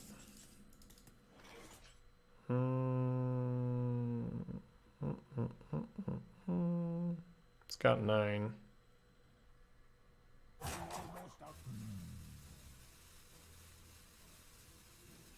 Ew.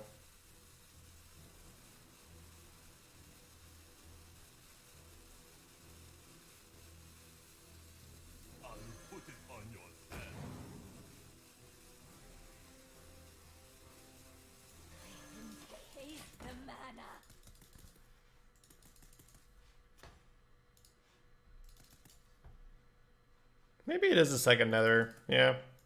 Was sort of on the rope, right? Have to make a quick call.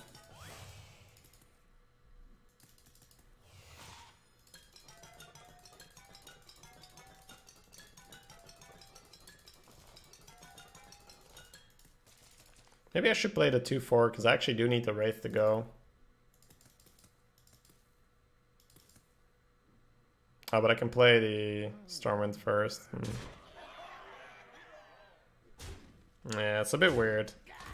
I don't think I win either way, but meh. That was an annoying game to pilot.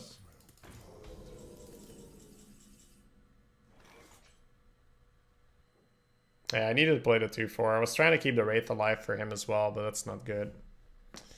Alright, either way, gonna make a play.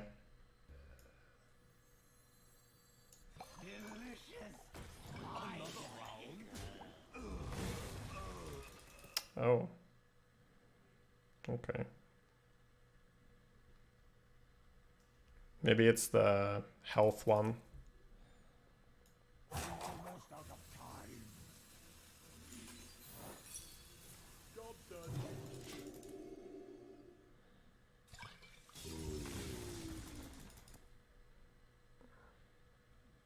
Maybe the Wraith is messing him up a little bit. It's gonna cost him a dude now, right?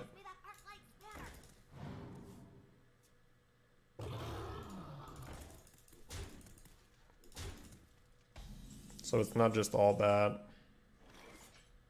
So we can bolt a 4/4, but then the champ not being 7 here is pretty annoying as well. We might have to rely on an evolve. Could maybe get an apple bomb or something. Could hit him here first and evolve it. See where you're at.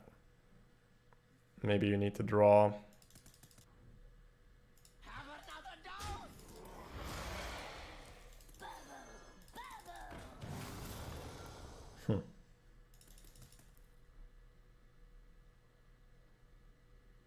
So now we need to have a Shadow Flame or something, right? No. Nah, maybe I can win this one if I play it better. Try to focus a bit more for the next game. Ugh. No time for breaks. Streamers don't get breaks. Let the hunt begin. Your soul shall be mine. I guess we have been playing for a little bit.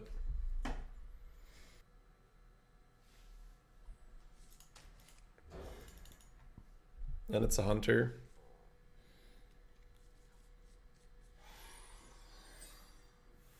Yeah, we've been playing for 9 hours, so I guess it's normal I'm misplaying.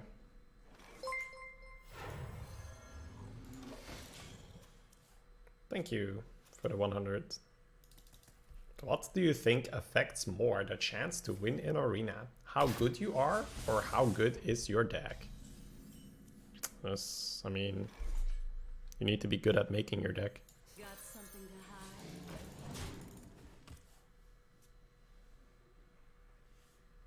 A lot of people think they have a good deck just because they have good cards. And then they lose and like, oh my god, Arena is RNG. I had like 3 legendaries, man. What the fuck? Ew.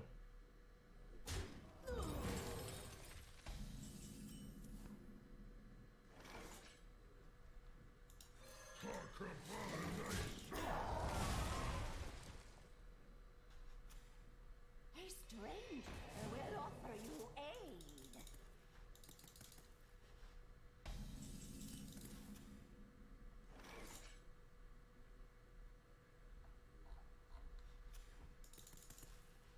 There's that tool that helps you build your deck. Yeah, but that doesn't build you a great deck. That builds you an acceptable deck. I'm trying to figure out whether I tap here or not. I could just go for Bluegill plus Imp and trade, but meh. I feel like I'm probably better off tapping. Might actually be better to play the Bluegill because we can play these two next turn.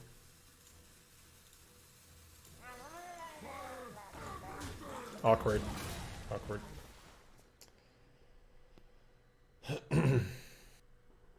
Because in order to be able to build a good deck, you need to know the meta well. You need to first of all also know what other people are going to play, what's strong against them. So you need to be good at selecting a class if you're just playing for win rates. Because when you pick... wait a moment here. I don't think I play Yeti, right? I think I play the healer. And try to get him to trade.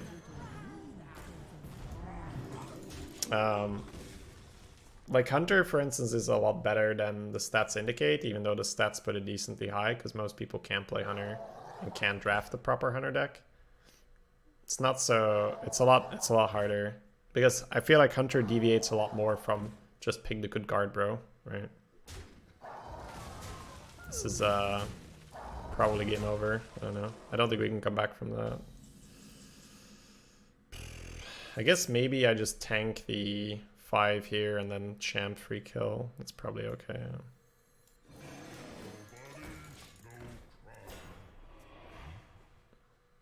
Why did you trade the hired gun instead of hitting him in the face? Marked shots or whatever you can do there. Eagle horn bow. Just make a comeback? It's not super unlikely right now. This thing might soak 11 damage. That would be a good start. Behold the might of soul.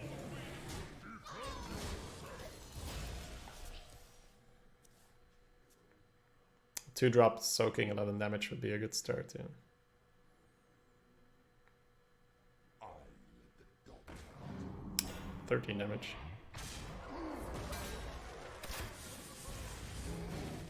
I'll never tell.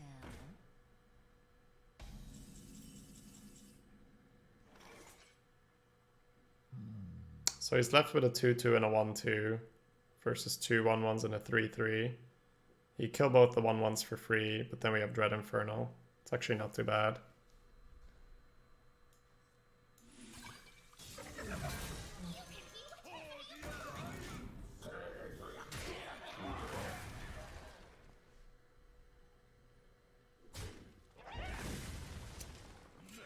skip dig day. Dig, dig, dig.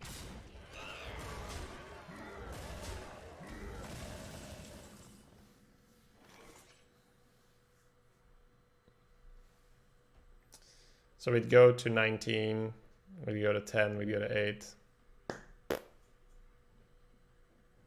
Might be better to not tap. Is there anything I would hit here that would prevent me from playing Dread?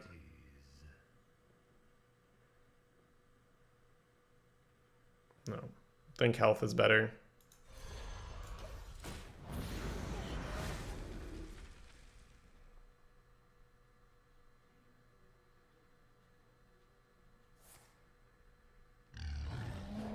Nice.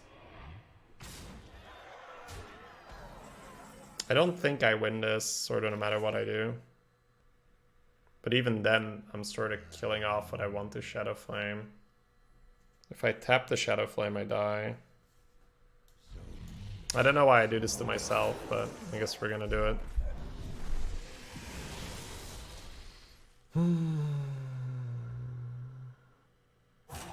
out of time.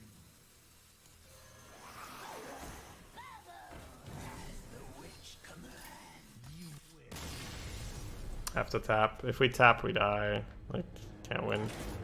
So, even though it looks like we're just getting countered, I probably made enough mistakes to cost us that game. That's the cool thing about Hearthstone. As you get better, you'll notice you make a lot. You made a lot of mistakes you didn't even realize you made. One card wrong in the mulligan, one trade too much, one trade too little. I say this all the time, right?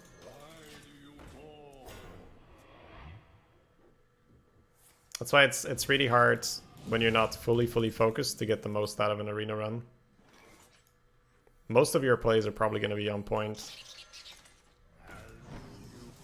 But it's hard to say if that one play would have made a difference or not. Like here we have a couple options, right? And it might make a big difference. Are we supposed to coin this and evolve and get the 3-drop with initiative? Then play the gun on curve? Are we supposed to hold the coin for coin chemist? We're supposed to maybe wait with evolving until we can brew? These are the questions, right? I feel like we're not supposed to coin here, but this goes a lot easier when you have a bit more brain power to spend. Don't mess with Tusker.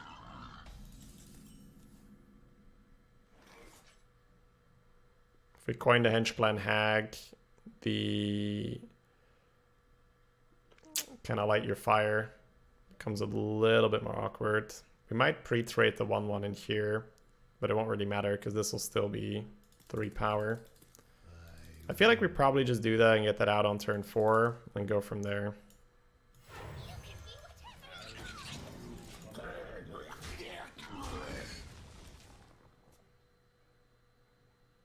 I do think if we don't coin there, it's a good time to coin now. Get the 4 into 4. Sure, that's fine. I don't think our deck's bad. Not at all. It's not premium. It's not bad. So if we focus a bit, I'd get a bit more out of it. It's probably just double trade and put the panda on the board. Evolving right now is probably not good enough. Also means we have the cookie.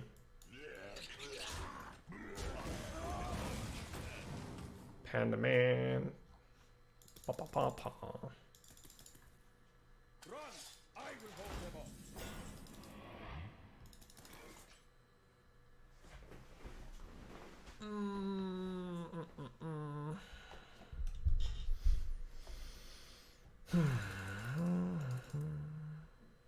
Could be hired gun, arcane servant pass. That feels better than just flipping and trading.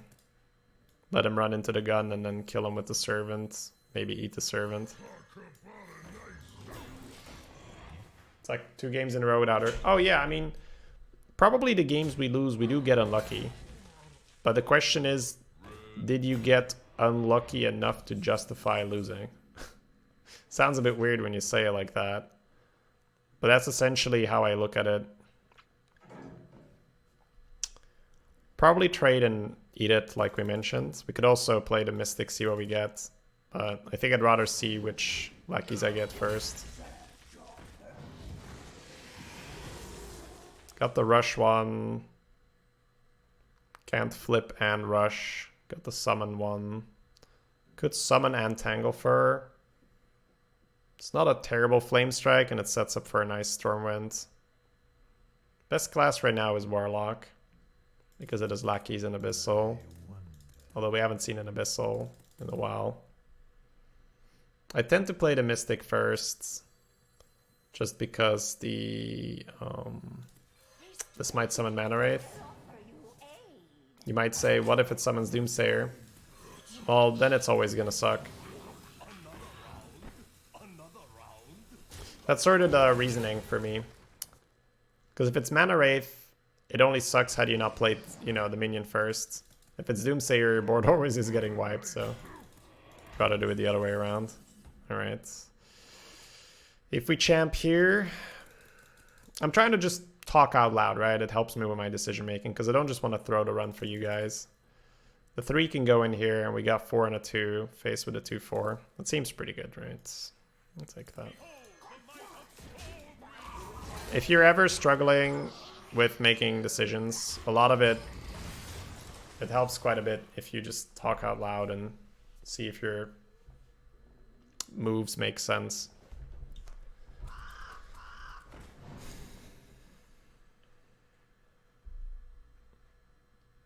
If you get Doomsayer, couldn't you evolve it though? That's a very good point, yeah. So we probably should start with the 1 first. That's just an autopilot thing.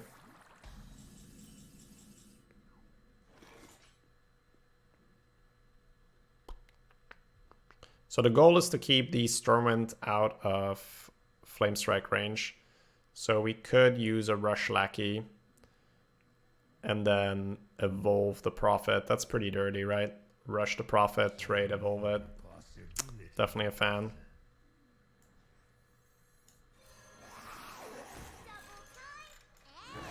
This play is so dirty when you do it. Hey, you know me. No, I've heard that. I haven't heard that before. Sounds great, but feels weird on the train. Well, how committed are you to getting better? Alright, we got the flippity floppity for that one. 7 here. Could just put the Nomi and put the 4-2 in, or double trade. I guess so. Do you play Constructed? Very limited right now. I could also flip the 4-7. Keep the Nomi healthy. How about that? I like that more. We deal a little less face, but it's not the end of the world. Ika. I'm gonna end up trading the 1 health guy anyway, right? The future is now.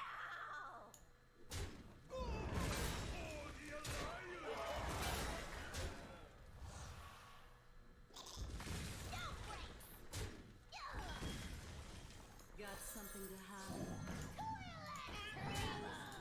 That feels better, yeah, keep the Nomi healthy.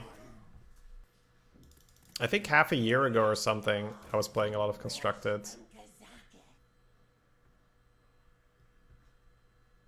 Deathwing, yeah. I got Deathwinged at the very start of the rotation. But since then, it's been fine. Oh, he's trying to give me Doomsayer, yeah. Hey, we started talking about our plays and we're doing better. I'm going to be doing this chat draft thing for a while because we need 30 runs, and if you guys keep enjoying it, if I keep enjoying it, we can do it quite a bit more or more often. I also post meta updates on YouTube, so if you're interested in my thoughts on how to draft decks, you know, what to look out for, or just in general my opinion on what's going on, you can always follow me on subscribe on, I say subscribe on YouTube, but it sounds like you have to pay, but subscribing on YouTube is the same as following on Twitch. You can just use !YT or YouTube, or !meta will take you to my latest video.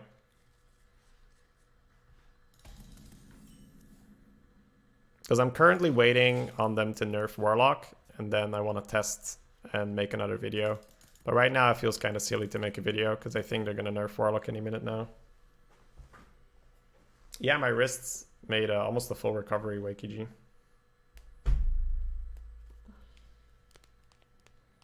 Meth. Almost. You're getting there.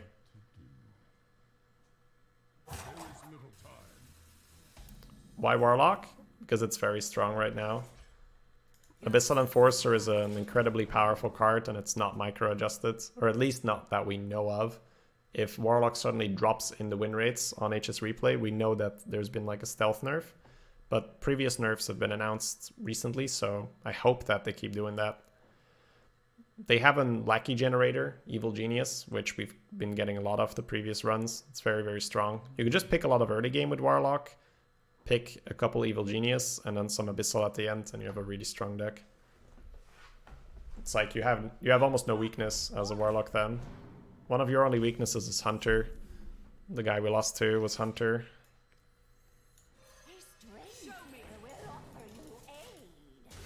Okay. Have they already nerfed Rogue? Yep. That was about a week after the meta got released, maybe 10 days or something. Which is fast-ish, so I think Sunglitters posted something on Twitter and I replied.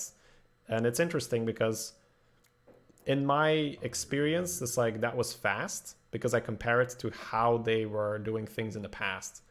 In the past, we basically had no attention for the arena. And we had metas where, you know, Potion of Madness was running rampant for a very long time. An entire meta was dictated by Keeper of Uldaman being a card. I guess I just double bluegill, right? And Blizzard never, you know, did anything. But then again, I think that, you know, it was mentioned on Reddit that it would take a few days for them to have enough results to micro adjust. So if you assume that the nerfs are going to happen in a few days, then of course it seems like it's really slow that Warlock is still strong right now. And I agree, obviously it can be run a lot better. But I don't want to judge too fast because I don't know what all their considerations are, because they are not just nerfing for leaderboard players. They are nerfing for everyone, including the casuals. I think your bat might actually be better here, chat. Yay, chat. Playing the bat. It's because he went wide like that. So the shield seems bad to give up, so tap seems better. Where was I? So yeah, I don't want to be too fast to judge on, okay, you know, they're not doing a good job. Obviously, as as a leaderboard player, or I don't want to call myself a leaderboard player, but I'm a player capable of going on the leaderboard, right? So it would be a lot easier to balance the game around how I want the game to be, right? And we can say, oh, we can make the classes a lot less powerful, we can introduce less RNG. But they need to balance and, you know, structure the game for everyone, not just the infinite players. So I think it's hard to judge, you know, whether they're doing it fast enough or not. But I think it's sensible for them to nerf Warlock. I don't think many casual players enjoy Warlock being so strong as well. Why does Lightforge rate lackey stuff low? I haven't looked at the numbers yet, so I wouldn't be able to tell. Alright, let's focus a bit more, because we've just been chatting away. My instinct was to Psychotron Villager and hit him in the face. I think my instinct usually tells me to go face. So I don't mind that. Good instinct, Smork. Oof. What did they nerf on Rogue? They haven't nerfed the buckets or adjusted the buckets, so Miscreant is still in the same bucket, but they reduced the chance for you to get good cards. To put it very simple, you get less good cards in Rogue than you did before now.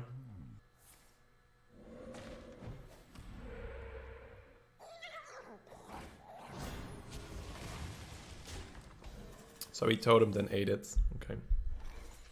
Seemed a little cruel. The totem was like, hello world, goodbye world. If I bop this in and then eat, is that better? Get out from under, thank you so much. Let me properly thank you in a moment. Need to figure this out. I think I'm going to pre-hit because I'm too tired to figure out whether it's correct or not. So we'll see. If I get a rush lackey and I rush something, and it might have mattered, right? I do get a rush lackey, but I could have rushed this in for 5. So pre-hit wasn't necessary. Okay. Now we know. Might hit a Shadow Bolt and then it matters. Could put Corruption on that guy. Probably Inferno's better right now.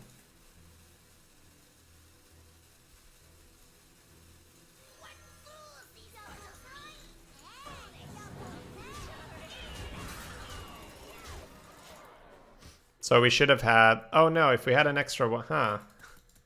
If we had an extra 1/1, we wouldn't have been able to play the Spell Lackey. So... And we can't eat... Ah, whatever. What's done is done. I don't want to think about what was right in the end. Who picked Duskbat? It's actually... Oh yeah, no, never mind. The previous deck we had a Duskbat. It was actually okay. Because we had 3 Flame Imps. This deck, I agree, it's not so good.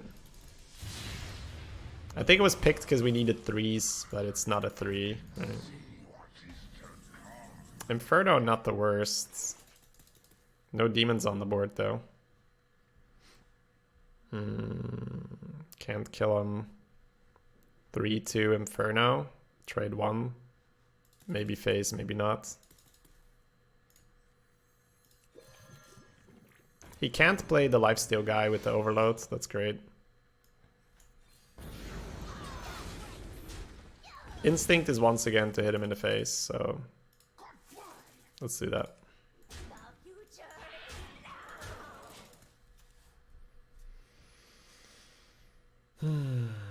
He removed the overload. Oh, he did. You're right.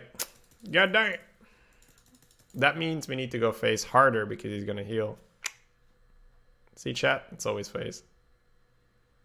The reason to go face is because he can't heal. But then if he can heal, we need to go face even more because we have damage to make up for.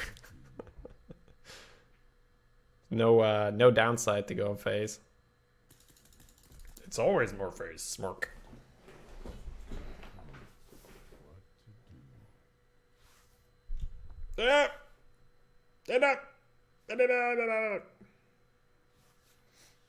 Don't do it. I mean, you just jam it, right? Every time. Ah, oh, thank God. When you're playing aggressive, that fountain card really destroys you.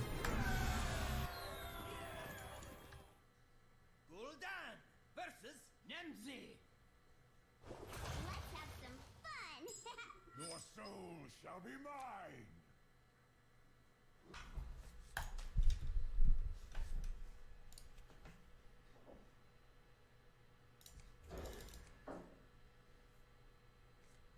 Oh, okay.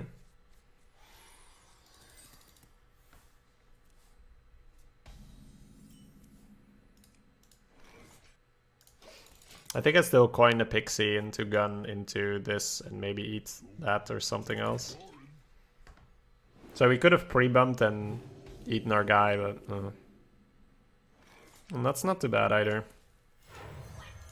Next turn we can maybe just pop the token.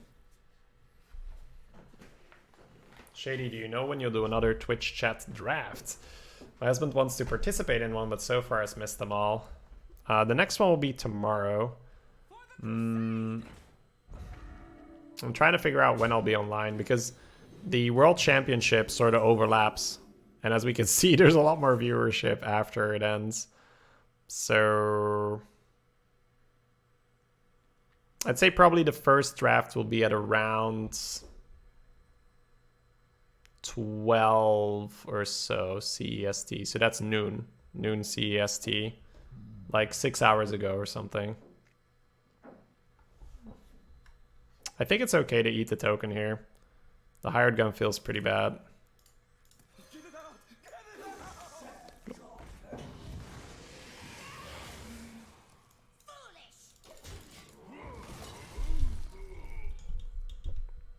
It's the time zone you're in as well? Thanks, no worries, no worries. So obviously I can't tell you with 100% accuracy exactly when it'll be, but I'm assuming it'll be around that time.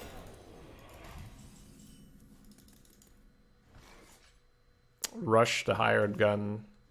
It's really nice and clean. If you hadn't played this, it'd be a lot better. It's okay. I guess he's pretty upset about his councilman getting wrecked, so we're both upset here. Why must you try and avoid my things?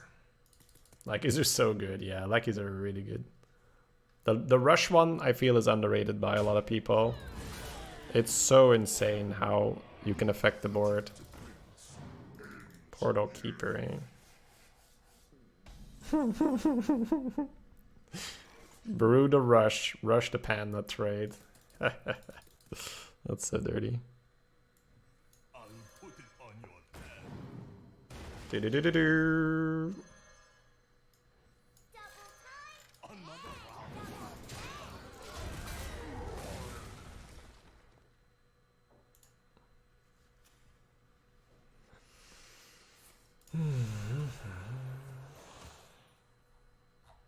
Brew the Genius. That's more value, but we want to get on board. And trading a 2-1 into a 5-2 is pretty nice. Alright, so Panda in here is okay. It's a bit counterintuitive because you want to spread, but he has Abyssal mana. So the right play might just play a 6-6 and be really boring. It's a very, very boring play. But I think if you go for the lucky play, you get wrecked. So yeah, have to do it.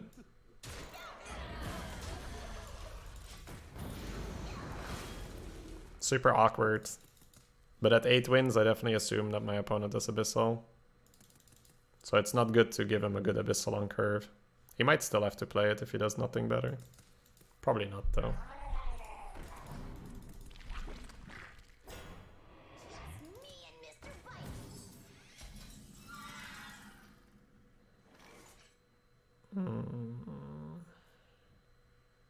I'm gonna get started.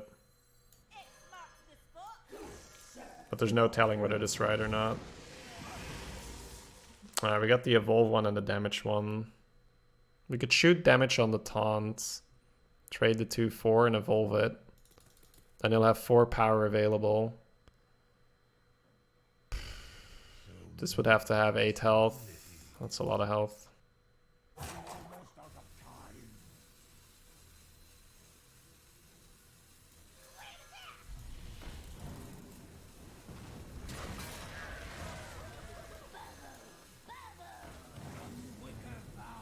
Fine.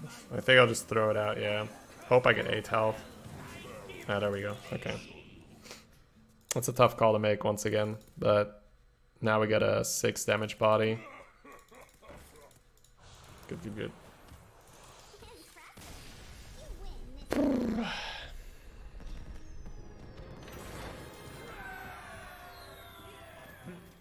And this might sound a little cocky or whatever, but I'm used to playing against better decks at high wins because I play a lot, so it's more likely that I'm gonna take a weaker deck. I mean, not that this is a weak deck, right? But I'm used to playing around cards I don't have in my own deck at high win percentages, just because I'm so used to them having it. Pixie is a bit of a slow keep, but I think I'll do it. It's a pretty nice minion for early. Oh, we hit a 1, that's nice.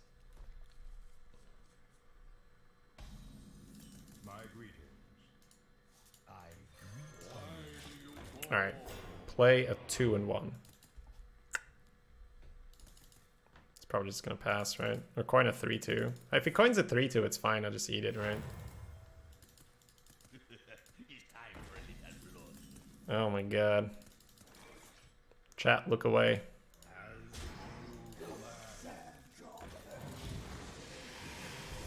Alright, if he taunts, we're not dead. Because this is the danger, right? You do this, and then he plays like a Frostwolf grunt and goes face. You're like, oh my god. Right. Yeah. I've been here. I've done this. Okay. Do I rush? I guess I rush this guy into here. Or do I just tap a next turn rush? I guess I just tap, right? Yeah. I've done this, man. I've been here. I know how this ends. If you don't have this 2 damage, you suffer so much. It's made by Twitch chat. How can other decks be better than yours? Even the finest craftsman can't build a nice house out of just crap. Need some good mortar, some good bricks. You did the best you could, chat. You just weren't afforded better resources. The 2-drop's kind of useful for next turn. But I'm not sure if I want to give it to him right now. Don't think so, no. The 2-drop makes his turn easier.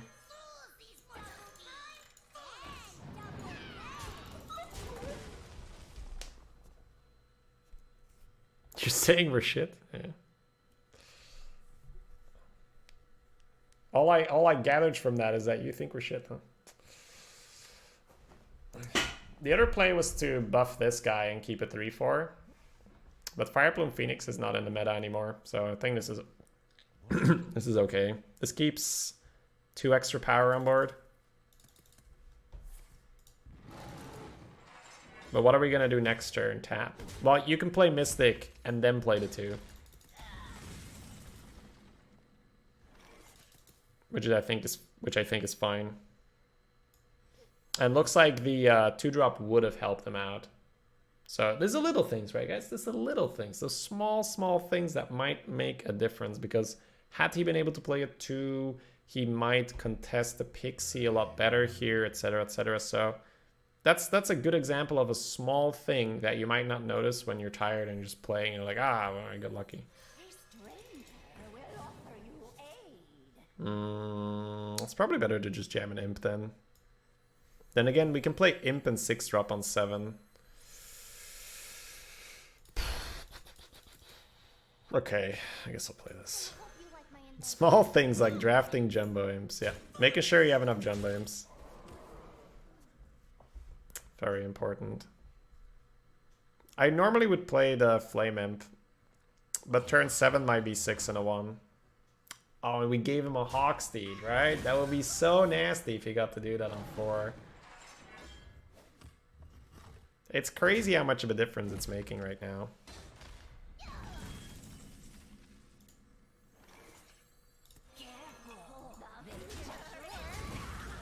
Bloop.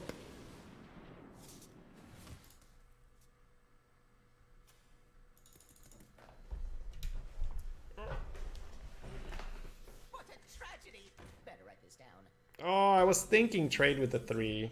Damn. Yeah. See, small thing, right? Had I traded with the 3, I could now trade. And I wasn't thinking about Scribe. If I was completely on my game, I think I would have done that. Meh. Popping the Scribe is super dangerous for him using board buffs. I think we're going to need to block him out with the hired gun now. We'll make a nice little spread for the Stormwind.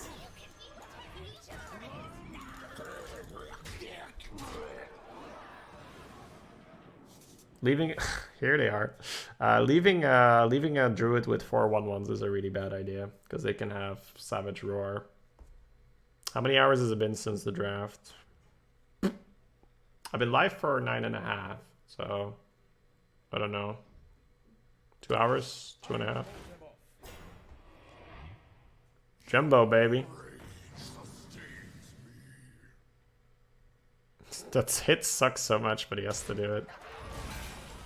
Do I just kill him with the Stormwind? Stormwind, 4 and 2, 10, 12. I think it's perfect. Let's do the math again. 4 and 2. No, it's more, right? It's... yeah, whatever, it's enough. Behold the might of Stormwind!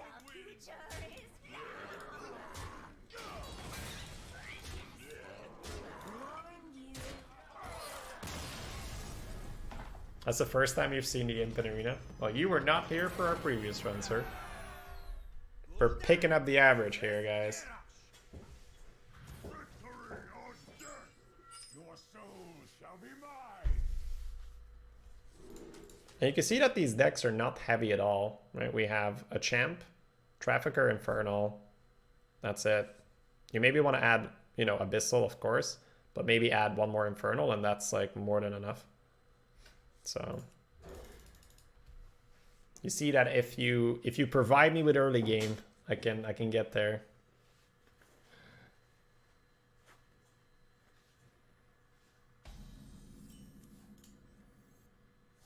I mean, we can get there, of course. Wouldn't dare of stealing your glory here. Wouldn't dare dreaming of stealing your... wouldn't dream... yeah, whatever. You know what I'm trying to say.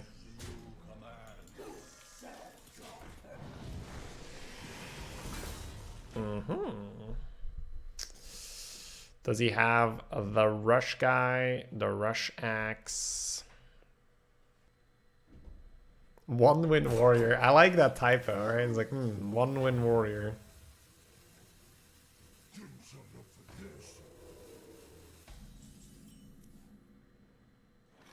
Alright, chat. This is the high stakes play.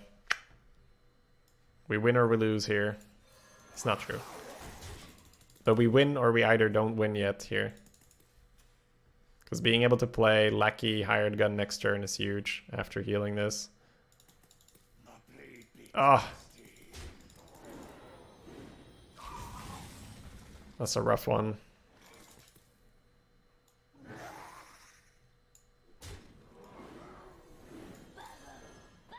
Alright, Hired Gun. I'm gonna need you to do work here. He can actually clear the Cho'Gall with Death Spite, so let's hope he doesn't have that.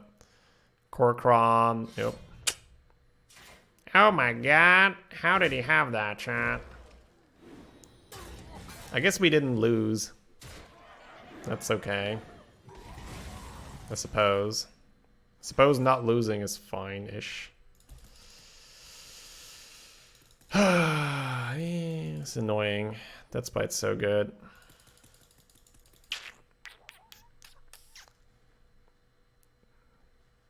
If I play Yeti and Flame Imp, he hits the Yeti, and I'm left with a 3-1. If I play Healer and Flame Imp, he hits the Flame Imp, and I'm left with a 3-2. Next turn, I evolve the 3-2. I play a Yeti. I feel like if I hold back here, and I don't force him to use the weapon, things just get worse for me. Sucks, right? Alright, I don't have to target.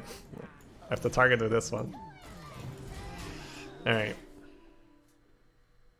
random 5-drop and pray. Almost every 5-drop gets shreked by the weapon anyway. It deals 4 plus 1, right? So, meh. Oh. Okay, he's got a ghoul, right? He just took 1 more damage on his Amani than necessary. But I guess it won't matter.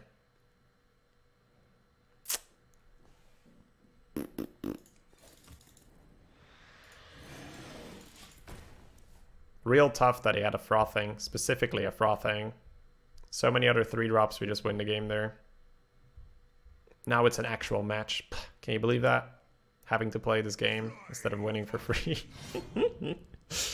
Oh, yep, there we go. I respect that play for sure. It's Red Infernal.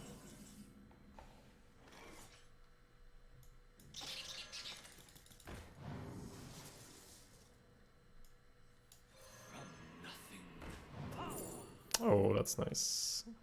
I was going to Shadow Flame my 1-1, but I'll take an Inferno here. And I guess I'll evolve this thing for pure tempo. And I guess I'll evolve it first for spell power / demon.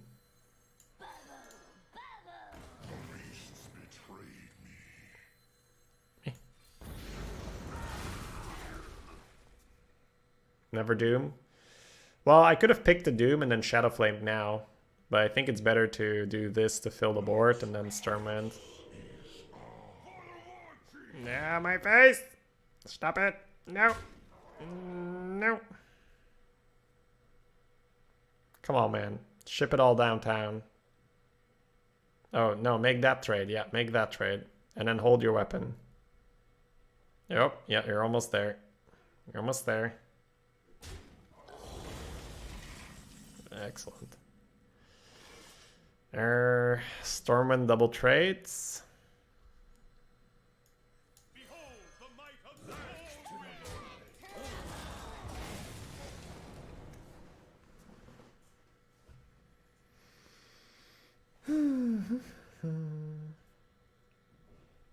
Next turn is Shovel Fist.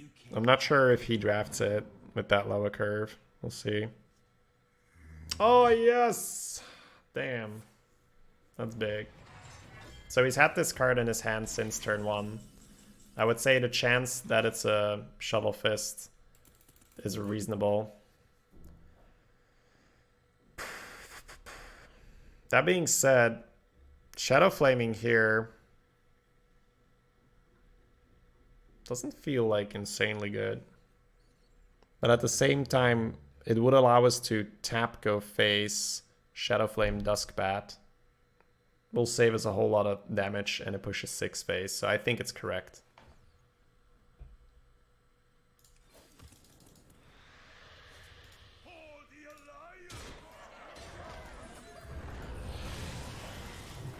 It's a big health swing. That matters. It also lines up the mana really nicely for Potion the Shovel Fist plus Trafficker. Because that's the assumption, right? Oh, okay. Oh, just another one. Okay, sure. Vex Shrumprom, thank you for subbing. You too, man. Welcome. Much appreciated. Trade Investigator, Shadow Flame the Duskbat. Then you got a 2 health guy, right? So he can still use his face on it? I'm not sure. Maybe it's better, but I like 6 face. Blast Crystal, the 4/6. Trafficker, push 4. He goes to 7, he goes to 9, he goes to 3. He trades here, he's on 1 health. Clear the board? I don't think clearing is correct. Clearing feels off. I think I'm gonna let him take 6 here.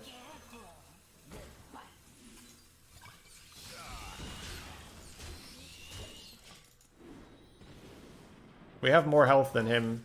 Wow, he's done, okay. We have more health than him, so we can pressure him. Trading feels off. Unleash your shady diggies in the chat. Thank you, I think Shadybunny was so focused he didn't hear it. Oh, I think I replied though, right? To Vex? Vex subbing? Yeah, I think I did, Come on, chat. We're going 12. Look at his hand. We're doing it, baby. Could even keep the chemists. I think we just want more evil genius at this point. Not bad. More lackey, more better, though. Let's find more lackeys, boys.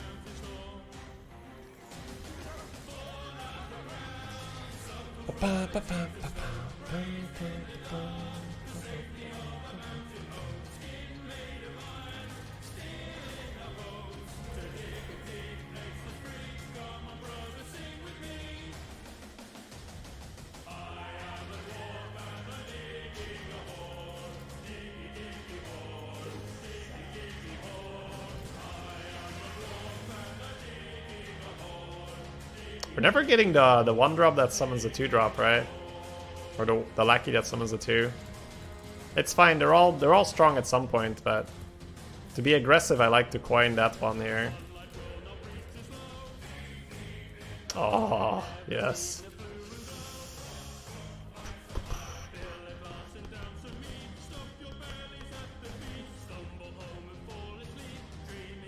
It's not terrible to just get the 3-drop out. I think trade happens, right? Talk about it.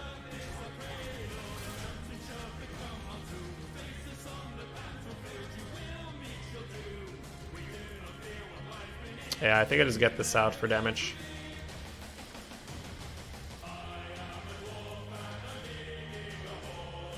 Diggy diggy hole, diggy diggy hole. I am a wolf and I'm digging a hole. Diggy diggy hole, digging a hole.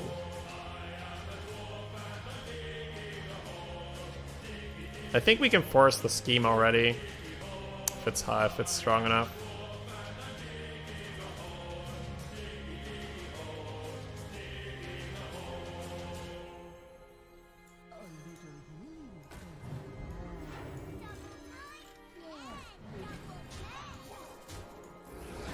So we should be able to force the storm or the scheme already. I think a common mistake versus these control decks is to play around their AoE by making them not use it. I like to force it out early and then get more damage. If he low rolls here, it's really nice for us. Nice, okay. See, if you force the storm like that, it removes the option for him to storm later. It also overloads him in Fire Rally turn, which is not bad. Now that he only has 4 mana, I would just go with the Psychotron. And then he might have to Hex the Psychotron. And then he can't Hex the Dread Inferno later. Now we just spread again. And then maybe a scheme, we'll see.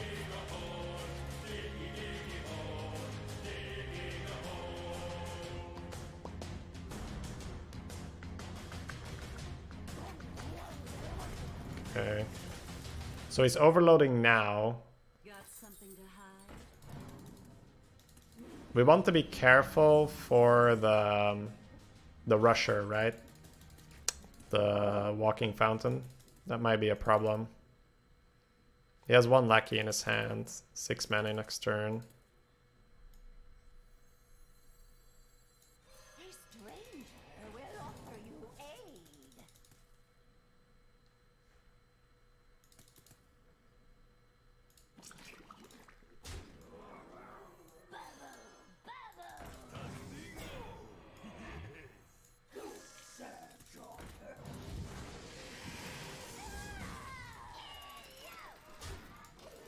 I think it's important we push face before he can get out of reach with the rush guy.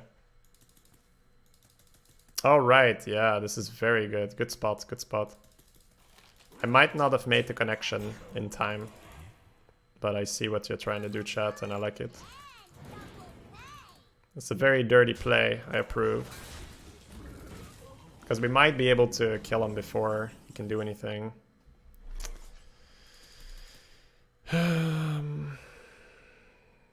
Man, a Dread Infernal is good here, though. Okay, so let's first try to figure out a play where we use the Mana Wraith and set up lethal.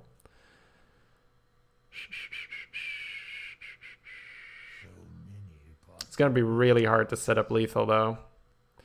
Alright, so let's assume that we do the Dread Infernal line. That means he can... Because the Dread Infernal is so sweet here, right? He can trade the 2/3 drops, and then he's on 2. So if I get the Flame Imp out, I can trade back. He's gonna have a whole lot of health, but this is really good for board control.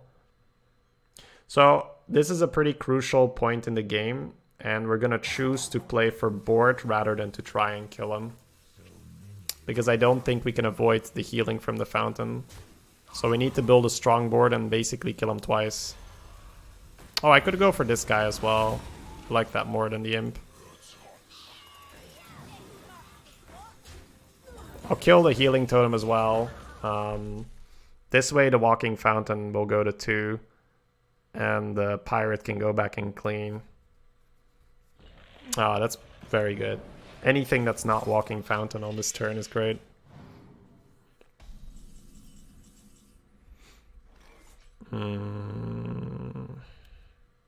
It's not a terrible idea. It's not a terrible idea to start with the Ethereal Lackey. No gold digging. we play Diggy one time these days. I'll take another Blast Crystal. It's fine. Could also just crystal this and trade. It's probably fine as well. I don't know how much his Hagatha's scheme is on, but he didn't keep anything. I think I'm gonna tap last and not put the Mana Wraith down. I'm not sure if he has a scheme that deals 6, but that would be a really good freeze if he was on 5. Would make a lot of sense. GG's? GG's. It's pretty lucky. So he whiffed his early game. What we did do really well is we forced the storm out super early. So you see, when we force the early storm, we can play into the AoE later and not get punished. And then if he did have Walking Fountain, we would have had a really big spread, and you can't reply with the storm because we force it out early. So that's a really common misconception, that the way to play around AoE is to never give them an AoE board. The way to play around AoE is to force it out before they want to use it. Doe, thank you for the 33 months. Welcome back, man. Much appreciated. And hey, Collins, what's up, man? Cheers. Back to 8.18. Hey, 8 wins with the Twitch draft. Feels good, man. But yeah, you can see the early game, the triple Evil Genius helps a lot. It's such a strong card. The lackeys are so strong. Co-op with Collins, Warhammer. If he's down, sure. I got a fresh draft. Hey, Lena, thanks so much for the 100 bits. I'm racking up 9-win Warhammer drafts, Collins. Just quest them, baby. Right when I come back, was it a tough run?